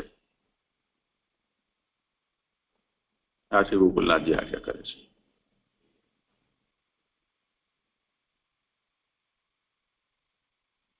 જી સર, જો ઉત્તમ પણ કર્યું ને, ઉત્તમે થયું અને પ્રભુ પોતે સ્વતંત્ર ના બે ના અર્થો કર્યા, થયું બસ સરસ સ્પષ્ટ થયું. હા, એટલું જ કહેવાનું છે ને અહીં. અને બીજું જે પુરુષોત્તમજીનું તો અહીંયા જે છે તે ટિપ્પણીમાં કહેલું જ છે. લેખકાર આ વિષયમાં કંઈક કહી રહ્યા છે. એમાં એમ કહે છે કે અયમ સાધક, સાધકનો તાત્પર્ય કહી રહ્યા છે કે પરીક્ષિત રક્ષણાદિના ઉત્તમાધિકારસ્ય સાધક. ગર્ભમાં પરીક્ષિતની રક્ષા વગેરે જે ભગવાને પ્રજાપતિ તરીકેના કાર્ય કર્યા એ દ્વારા આ ઉત્તમ અધિકારના સાધક છે. પ્રકર્ષેણ જાતાનામ ઉદ્ધાર્યાણામ જીવાનામ પતિઃ ઉદ્ધારકો ભગવાન અપી નિરૂપ્યતે. પ્રજાપતિનો અર્થ અહીંયા કરેલો છે કે પ્રકર્ષેણ જાતાનામ એટલે પ્રજા. જેમ કે પરીક્ષિત, એમનો જન્મ પણ બહુ પ્રકર્ષવાળો છે. એવા પ્રકર્ષવાળો જેમનો જન્મ છે અને જેમનો ભગવાનને ઉદ્ધાર કરવાનો છે, એવા ઉદ્ધાર યોગ્ય જીવ એમના પતિ એ પ્રજાપતિ. પતિનો મતલબ ઉદ્ધાર કરનારા. અને એ ઉત્તરા જ્યારે બ્રહ્માસ્ત્રને જોઈને ભગવાન કૃષ્ણ કૃષ્ણ મહાબાહો એમ કહીને પ્રાર્થના કરે છે, એનાથી એ વાતનું નિરૂપણ કરવામાં આવશે. તો પરીક્ષિત રક્ષણાદિના ઇતિ શેષ. આ ઉદ્ધાર જે છે એ કઈ રીતે છે?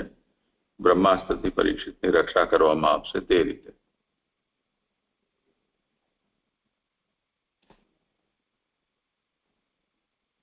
બસ આટલી વાત છે.